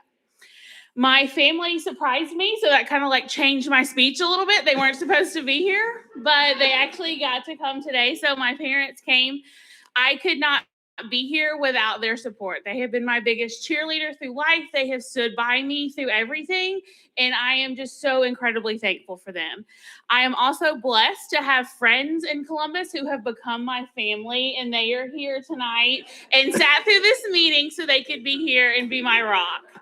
I'm so thankful for them. And then finally, I can't accept this opportunity without giving thanks to the Lord. I am deeply grateful for his guidance and provision throughout my journey. My prayers that I will be his hands and feet wherever he places me.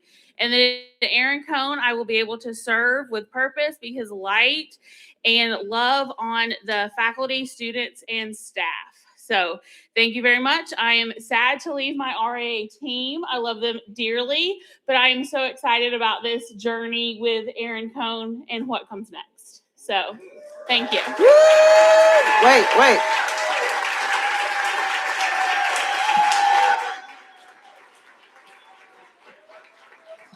Okay, now, you have to call out your family members. Woo!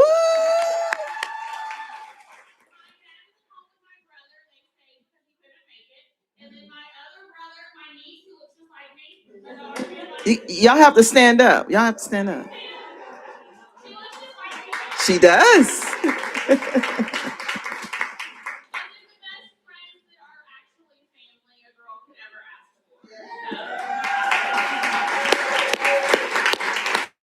Good deal. Congratulations. Thank y'all for surprising her. All right, next item 6. Dr. Lewis is recommending Dr. Alan Miller as assistant principal for George Washington Carver High School. Motion by Mr. Cantrell, I believe. Second by Dr. Chambers. Are there any questions? We are ready to vote.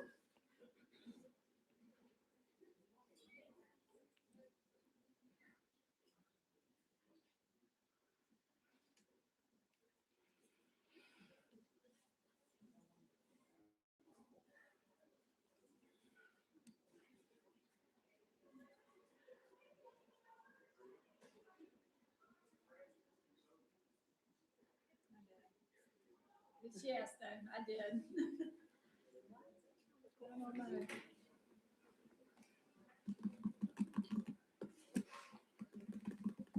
That passes. All right, congratulations.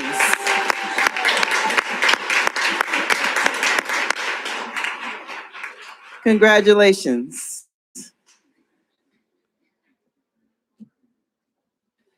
Thank you so much, ma'am. It's a pleasure to be here tonight. I want to begin by thanking Mr. Day and Ms. Magwood and, of course, Dr. Lewis. I will say that this whole process of being interviewed and onboarding has been exceptional. It's a wonderful staff here, really great folks.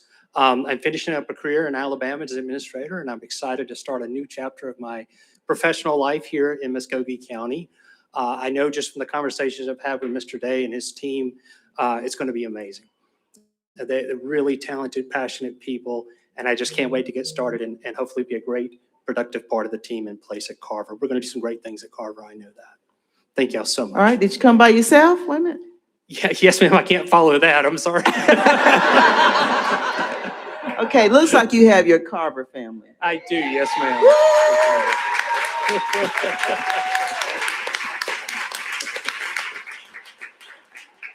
Congratulations, Ms. Buckner. Oh, I'm sorry, I meant to, I turned you off. Turn it back on. Can you turn your mic back on? Hold on, just before, Mr. Day, just want to say one thing. Welcome to the Hill.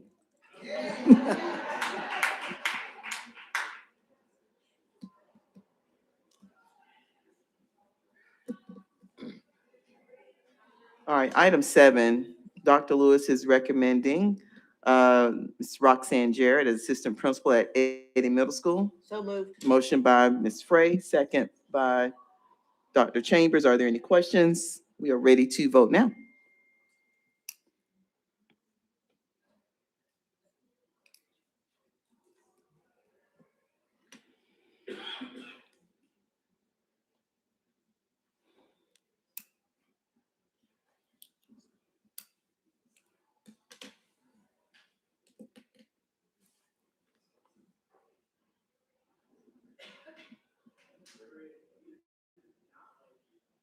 I hit record, I promise, but I'm yes.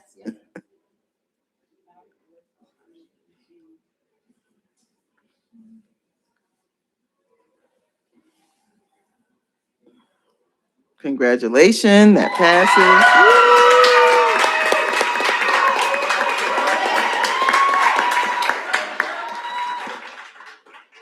Congratulations. Thank you. First, I'll smile. Thank you. Okay, I just want to give honor and praise and just glory to God. Just thank you, Lord. Thank you, God. To my husband, thank you for your constant prayers and unwavering support. My mom and dad, thank you for your love. I just thank you guys so much. My daughter, Lauren, my son, Trey, he's too young to be here, but thank you for sharing your mom with so many people. I just thank you for that. My God sister, thank you for being by my side. Thank you, Dr. Lewis, the board, Chief Magwood, thank you. My JVHS family, thank you for making me feel at home from the very first day. Mr. Hudson, thank you for coming and thank you for pushing me beyond my comfort zone.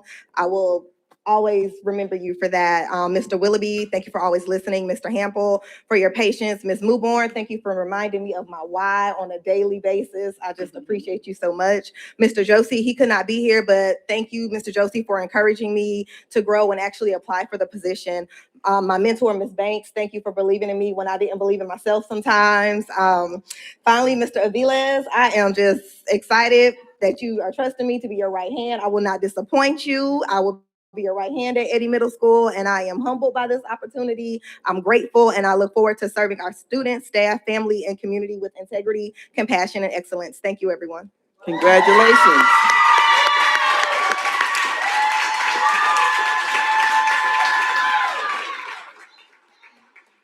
Okay, you know they gotta stand up.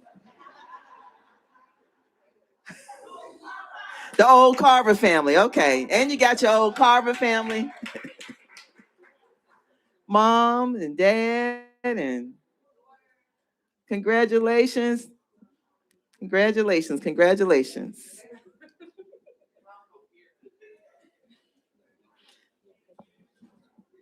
On the 8th item, Dr. Lewis is recommending Jermaine Coleman as the Assistant Principal of Martin Luther King Jr. Elementary School. Motion by Ms.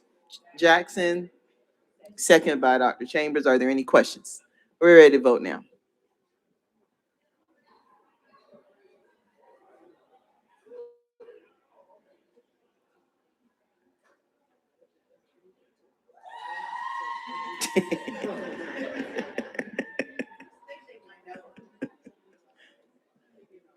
I said yes in case it didn't.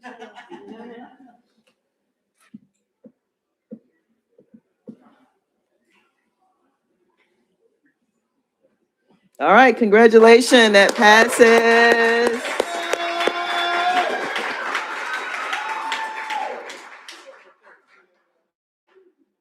Okay, come on, I was gonna say, wait a minute, I hear all this cheering. Okay. I thought you were pranking me. Thank you, thank you, thank you. I want to thank Dr. Lewis, Chief Magwood. Smile. Board member, smile. Oh. I started to write a super long speech, but I didn't. But I'm so grateful and thankful for this opportunity to have an opportunity to lead. And just for what you all saw in me there. And I want to second what the other gentleman said, the process from which the interview happened, going through human resources, it was so smooth. Everyone was super nice. The process made you feel like family in advance. So I just want to thank you all. I want to thank Principal Thompson for all of the support she's been giving me since this process has started. And I'm just excited to lead. I'm ready to work. I'm ready to get at MLK, work with the families, the students, and to support the community and the school board at large. Congratulations. Did you bring anybody with you? Yes, I have both of my sisters here with me, my daughter, my dad, my nephews, and one of my good friends that actually taught with me. And then my nephew got off his police motorcycle and made sure that he got down here with me. Thank you, sir. Congratulations. Outstanding. Outstanding. All right, that's all the appointments. All right, number 9, revised policy JCDAG. Is it ready to? It has been on the table for 30 days. Motion by Ms. Frey, second by. Need a second? Second by Dr. Chambers. Are there any questions? All right, we're ready to vote now.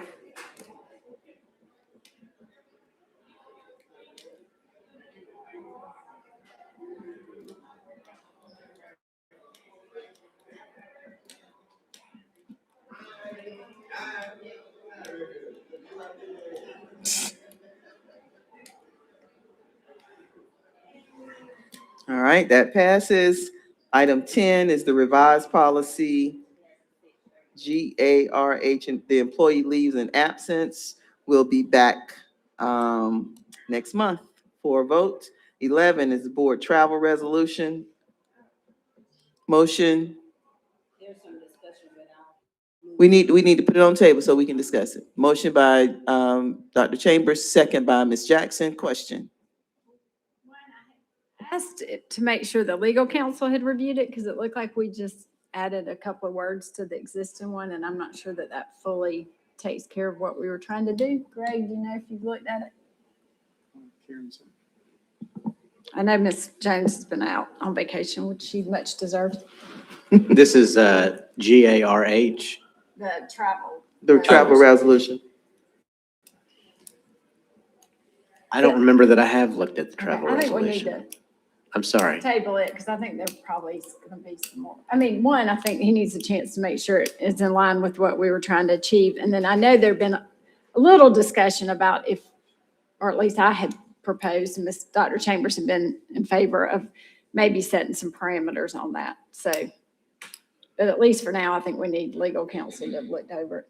So what you all are proposing, is it in this draft here? No, because I'd asked for legal counsel to look, and then it didn't come back in any new form, so I didn't know we were moving ahead on it. Just one little article where it ends. Huh? Them to look at the policy because you said a couple of words or something, but then you said you and Ms. Chambers had discussed something. Could you share that with the rest of us? So we could, or just at least send it back so that if it's gonna be revised, it can be revised with what your concerns discussion. Yeah, what you're discussing. Well, what are the we talking about? revisions I would have been mentioning would have, I mean, I wouldn't really send that back because that would have to be approved by the board to really revise it.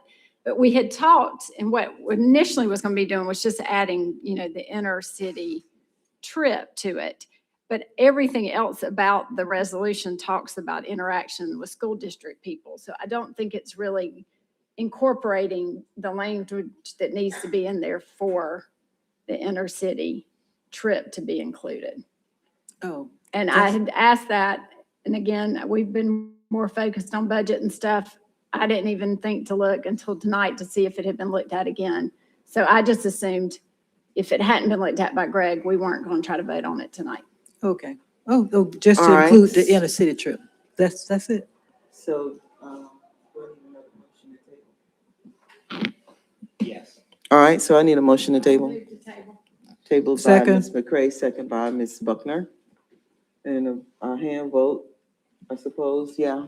All in favor of tabling this until next month? Yeah. July meeting? I won't be in July, but. You need to have your input. If we don't have urgency, we only have one in July, which doesn't really give us much time to debate anything, unless we want to look at it. I mean, we won't have. So, When we'll is that? tabling until July, all in favor? really have time to discuss it when we have one meeting. All right, then restate your motion. I would like to table it for the month of August, when All we right. have a work session and a board meeting so that we can discuss it. Is that a lot to discuss? I mean, I'm just saying. That's what I was thinking. You're just trying to add what, You can't really change language while we're all sitting here, but that's fine.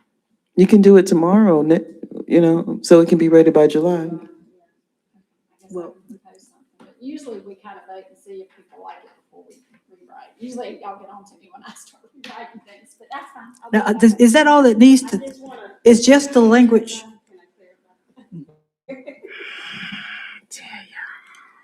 It's really just one little word, so that we stay within the budget. We're not trying to add the inner city trip as an additional, trying to say 2 out of 3, that it's an option, that you have these 3 options. Okay. And so it's just that one little word. That's your suggestion, one word, No, and you that have was- something That else. was Lori's And from so- last time. Okay. Yeah. And- 3 or 4 a year. And the 3 things were, I know that, National School Yes, Board, the state, the regular school, the December one, the summer and the winter school boards, those are the 3 things? Mhm. Okay, the national, the summer and the winter, okay? And then we want to put, The budget is the budget. Okay, whatever we're budgeting for, that would include it. So if the money is there. Are we talking about 2 or 3 things? Yeah, we need to bring this back and have a discussion. We'll go ahead and put it down for August. All right, so the motion is, we're gonna table this until August, and I'll take a hand vote. All in favor of going to August? 1, 2, 3, 4, 5, 6. At least I know All what's right, that up. passes. Thank you all so very much. All right, next item. The resolution that was presented at Senator Harbison's retirement. All right, motion by Dr. Chambers, second by Ms. Jackson. All in favor? Oh, I'm sorry. Yeah, we're ready to vote. And I'm ready to go. So yeah, which one's faster?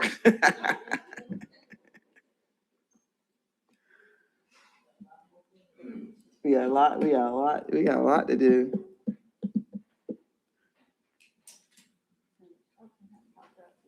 It didn't come up yet. Affirmative for Ms. McCray.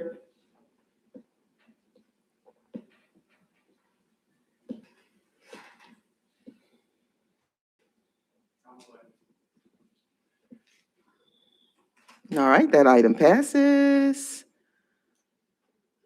Item 13 is the board meeting date change.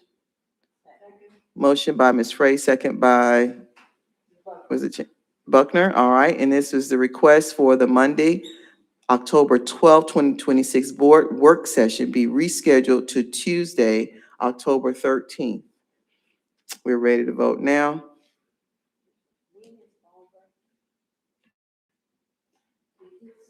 I don't know if they get a fall break. I know Friday and Monday. The kids don't have school that Monday.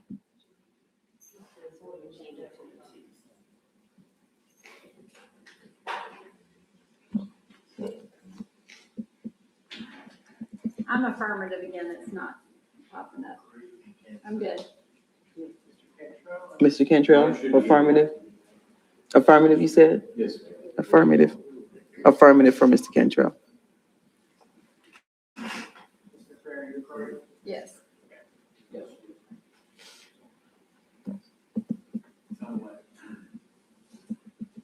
All right, that item passes. And the last item on the action agenda is the Student Behavior Code of Conduct booklet. Motion. Is it ready?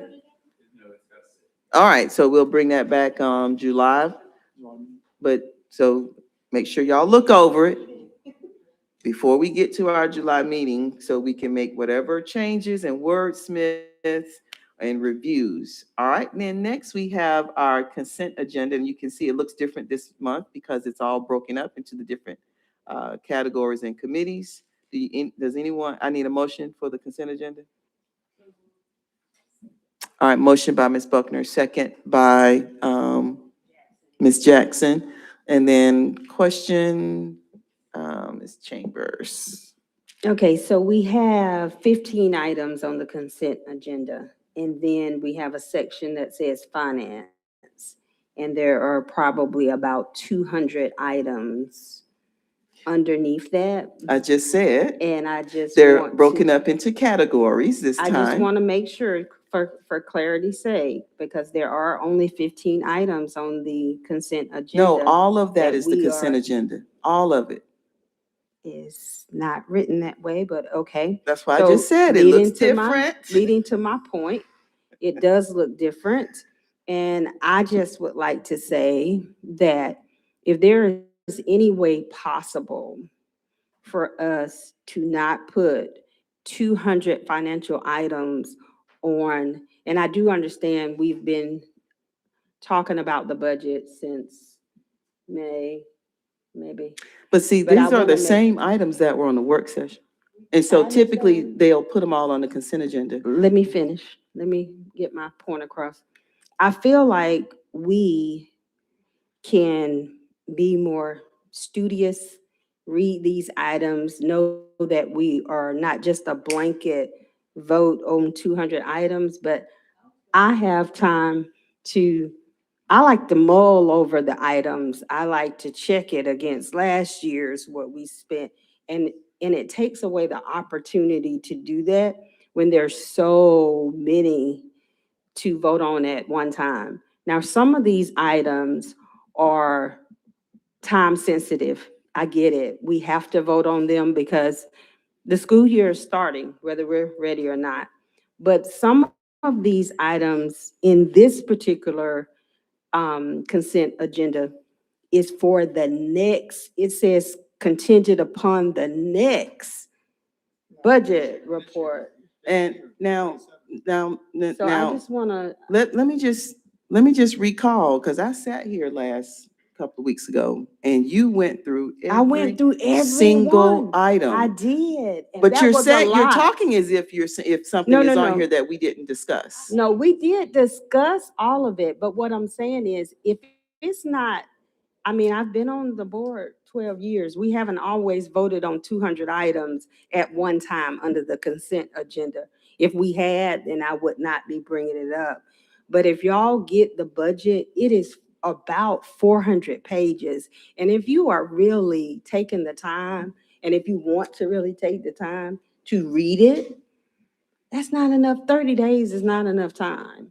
And so I do get us voting on the tentative budget as a whole, but these individual items, if it's time sensitive, yes, we need to vote on those. But if there's a way for some of these items, We can to do it be- tonight. Would to you be like to make a voted on- motion to pull out some no, items so no. we can vote? This is my, yeah, that's not my point. My point is there's a way to do this where the board feels included on the money that we're spending.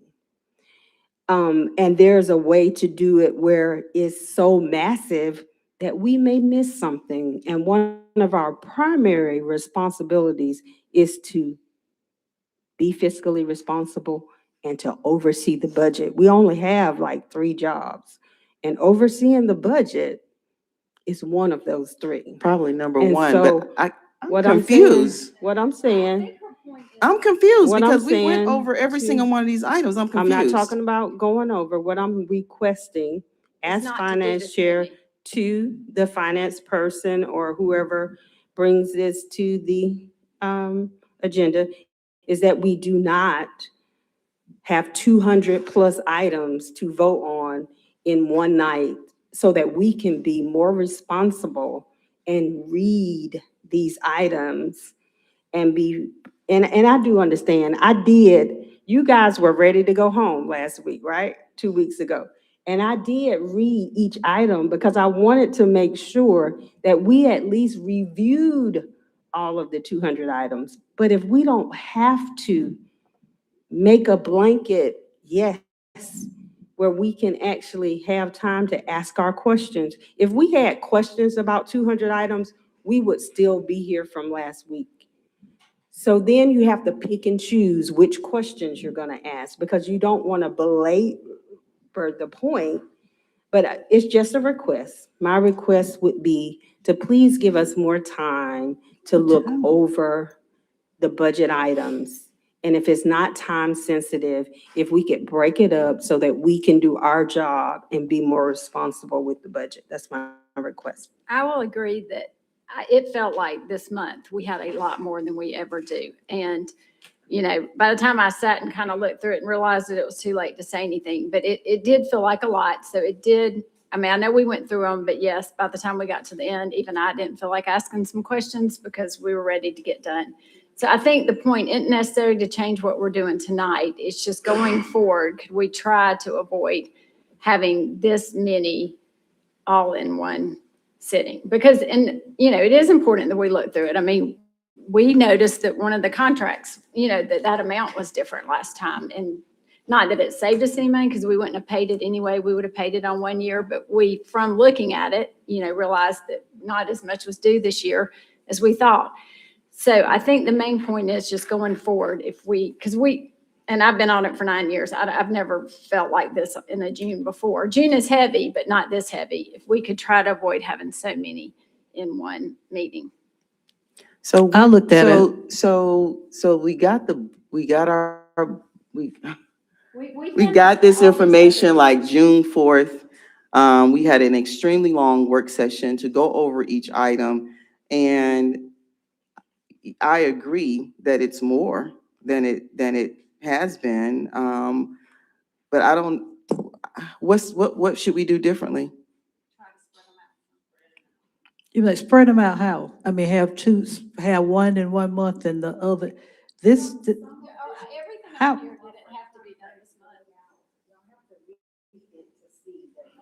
Now, I read each item.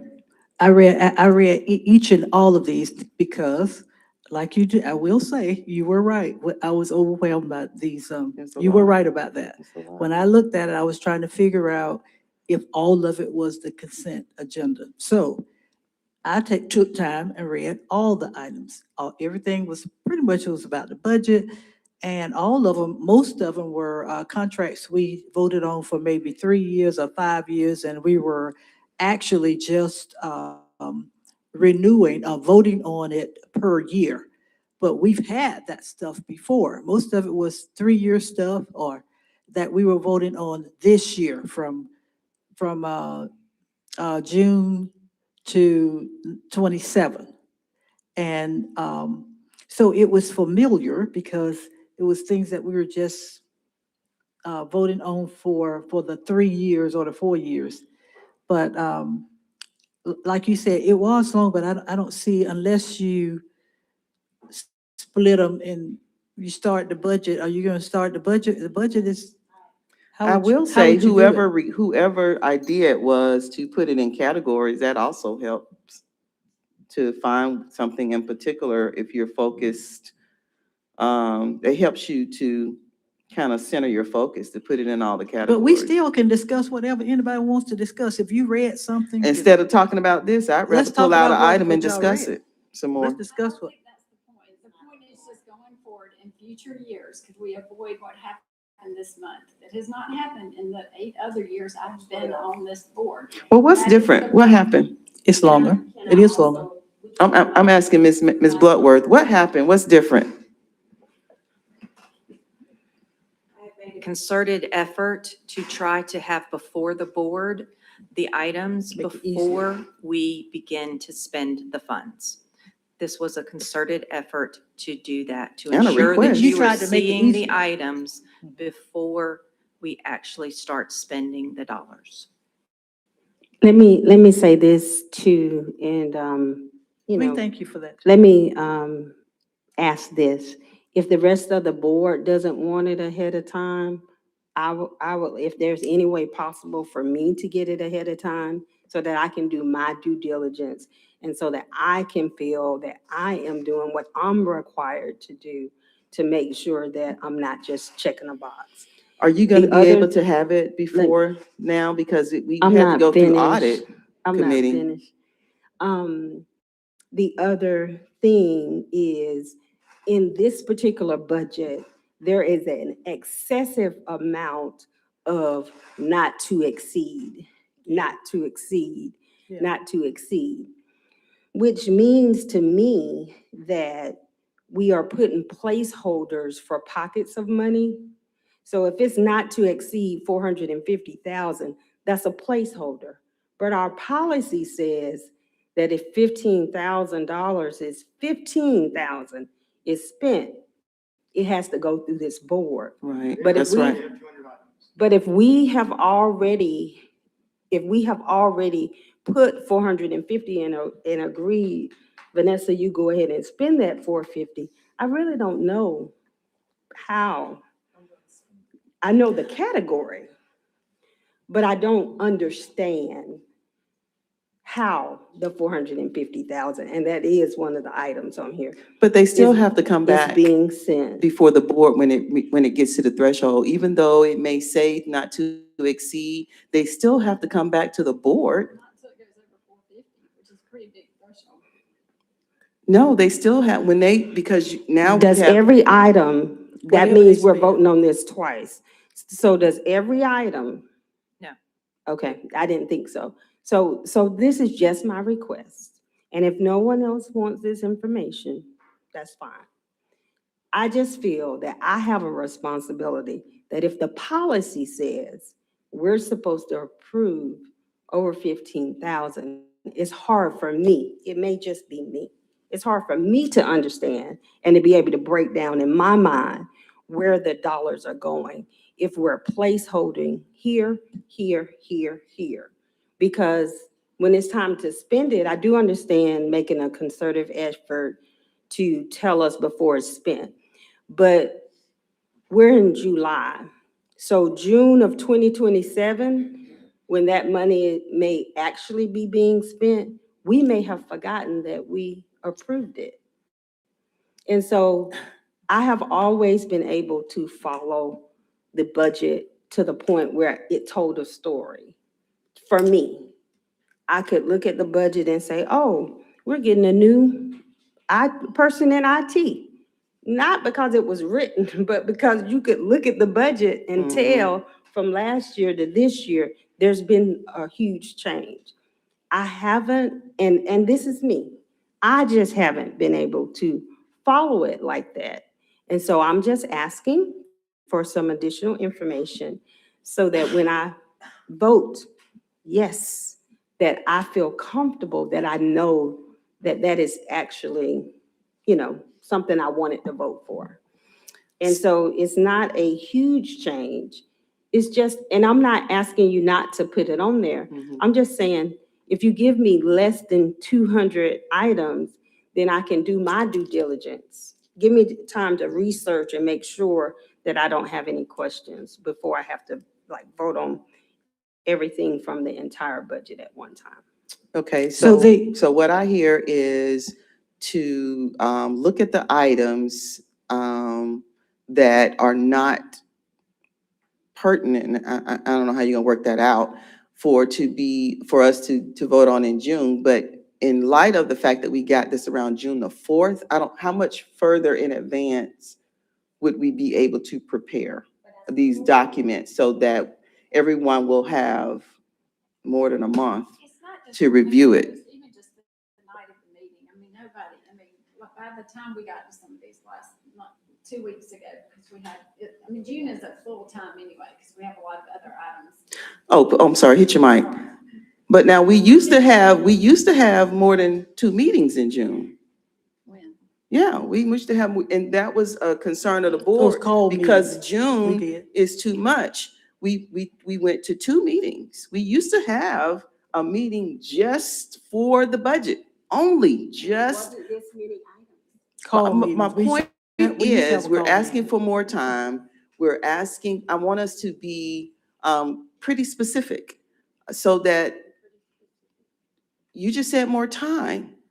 I mean, I'm saying not as many items at one time. I don't remember a time when we had 3 meetings in June. oh, yes, But ma'am. you've been on it a lot Yeah. longer than I have. In fact, But- Ms. McCray, it was your suggestion, and I Then agreed maybe it was that right in the we, beginning. that we, For the to last, not have to have those multiple meetings for- in June.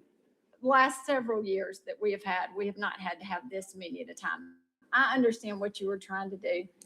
I'm Good. sorry but I don't think that this much information at one time is doable for us to be able to give it the time and the debate that we want to. Maybe it is my little brain. But so maybe we could balance some of it out between June and July, because a lot of this starts coming in as the school year starts. That's all I'm asking. I think it's got to be done by July, right? Not There- everything. July 1st, yeah. The budget, End the of budget. June, The budget, yeah. The budget has to be done by June 30th. Yes. Right, June but 30th. I'm talking about the number of expenses on this month. There was a point in time where we began to bring the items earlier in the year, maybe March, April, May. We spread them out over the couple of months. So you would not have quite so many, especially the things like you were saying, the routine things, the custodial contracts and that sort of things. It was the board's request that we not bring them prior to the point at which That we you're were gonna use it. asking for the board. I'm just saying between June and July, maybe spread them, or maybe even August. I mean, that's a whole very big difference. And I'm not asking, I'm not pushing it off to March or April. We're just saying, let's try to piece it out some to where it is not so much in 1 month. And I don't think it's feasible. I mean, most people, I get a lot of y'all work year round, but a lot of our other staff is not. I don't think making June so heavy is a good time. People do have vacations. We don't have schools in session. A lot of people are not paying attention to give us some of their input when we do all of this so heavily. Again, I know we have to do the budget, but when we get down to some of these approvals of specific expenses, it would be nice not to have so many at one time. And 1 month is what I mean. So go back to what you were doing and ask us, ahead of time, so we won't have it done right now. I have am a concerned question. about July, just because we do have school starting in August, and most of the things we are. That's why I said go Yeah, so- back to what they were doing before, just back it back up in the beginning of the year. But again, it was board request. Yeah. Not to ask us to vote on money ahead of time before. I don't know what y'all gonna do, but just try to hear our comments so that I you have can a- try to Do they accommodate know have what us. to do? I have a suggestion, so Do they I'll know bring what that to to do? you at another time, but I will bring that to you. I Thank you, Ms. have a Buckner. question. My question is, for me, and I understand this, like I said, I'd like to rephrase, say again, that everybody, all the board members are concerned with the budget. Everybody on the budget wants to be fiscally responsible, all of us. And but I do have one point. I looked at all those items. Like I said, a lot of it was redundant in terms of things that we have for several years, and we just had to vote it for that particular year. But to Ms. Chambers' point, there were a couple of things that gave a not to exceed, because then on the one point it said one was the actual amount, and one said the not to exceed. Now, I don't know whether that is part of what we want to do also, and what prohibited, when you say, what are the factors that prohibit us from actually giving an amount? Well, for more- example, in specials, in student services, those services, depending on how many students, based on reevaluations of IEPs, things like that, might require special services, and the students need to start the service as soon as we can. So we try and get it's almost like an open purchase order up to a certain amount to allow us to go ahead and start providing those Oh, services yeah, I think, immediately. I remember one time they also said we were, something was gonna go up. We had to get within that particular time for a certain price for something one time, so. Okay, I just want to know, because her point was that, but It's I just generally want- because at what the start of prohibited- the school year, we may not know how much we're going to need of those services. So this gives us an opportunity to do that before we have to come back to the board to get approval again, which might delay the services from being implemented. That was plant services. Those are plant services things that were not to exceed. They weren't like student service. Most of it was plant service stuff. That's why I was asking you what prohibits us, you know?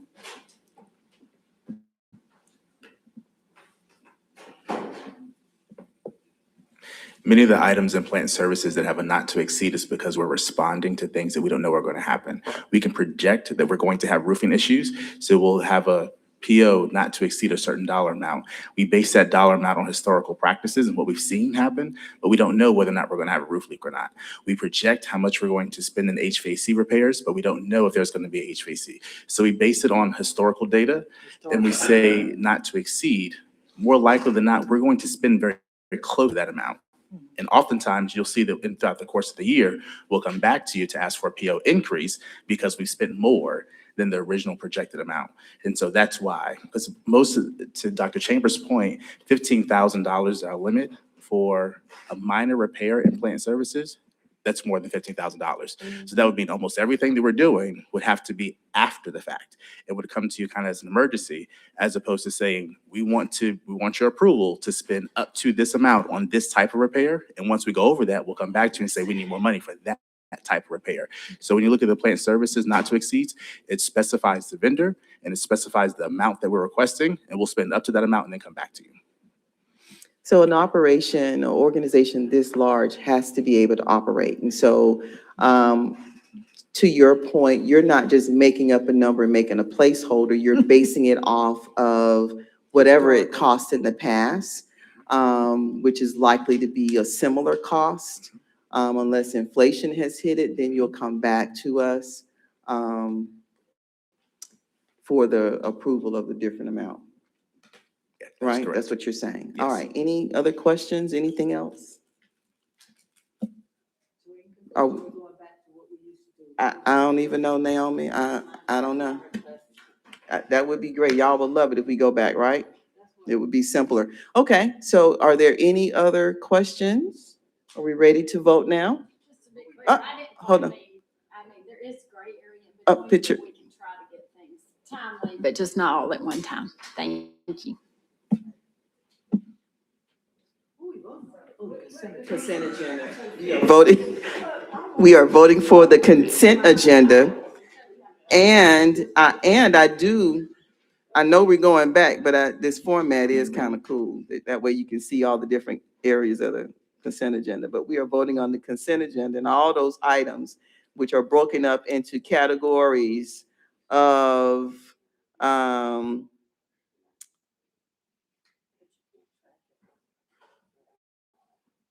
operations, information services, Chattahoochee Library, human resources, teaching and learning, student services, facilities, and then, operations and facilities. They're all broken up into categories, all those items.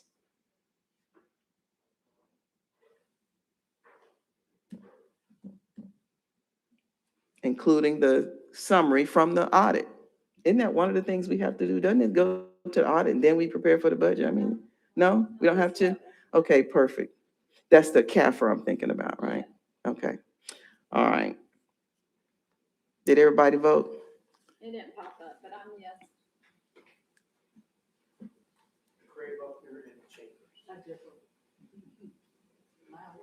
Mine's not liking me today, but yes.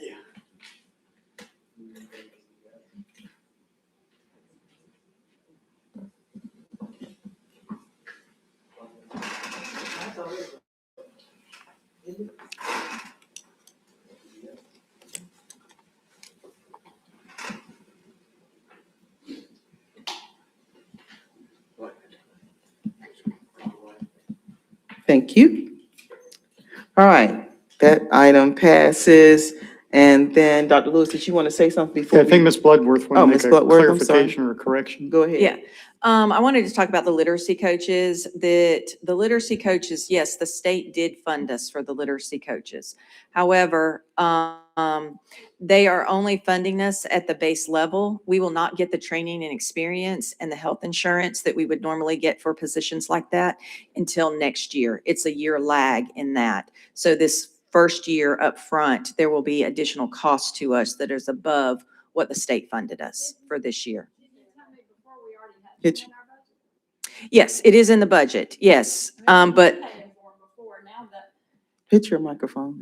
Now they're actually giving us money to help pay for them. right, they are not, a lot of them are not new positions. We are just changing the funding on them. Sorry. We're basically repurposing those positions. These are not all brand-new positions. They're being repurposed if they qualify and meet the requirements of the, specified in the grant. So you or can the roll those allocation. positions to the grant. People, right. So again, Repurpose. taking it, which you all told us not to do, is to avoid layoffs. So to the extent that we could, we took the other coaches that could be qualified and considered them for utilizing them in the literacy grant coaches. Others were then either repurposed or reassigned either to some other position in the district that was a vacancy. My point just being though that it's not really hurting our budget because we were already paying for them before. Now we're actually getting some money to help us towards them. No, that's not exactly right. That's what you told me last 2 No, weeks ago. what I told you is repurposing. What we didn't get is the additional funding for the health insurance and some of the T&E that we get next year. That's where the lapse comes. All right, anything else? All right, I move that we go into executive session for a student appeal and a legal issue. Motion to go, who's first? Okay, motion by Frey and Buckner, okay. Raise your hand, please, all in favor. Thank you.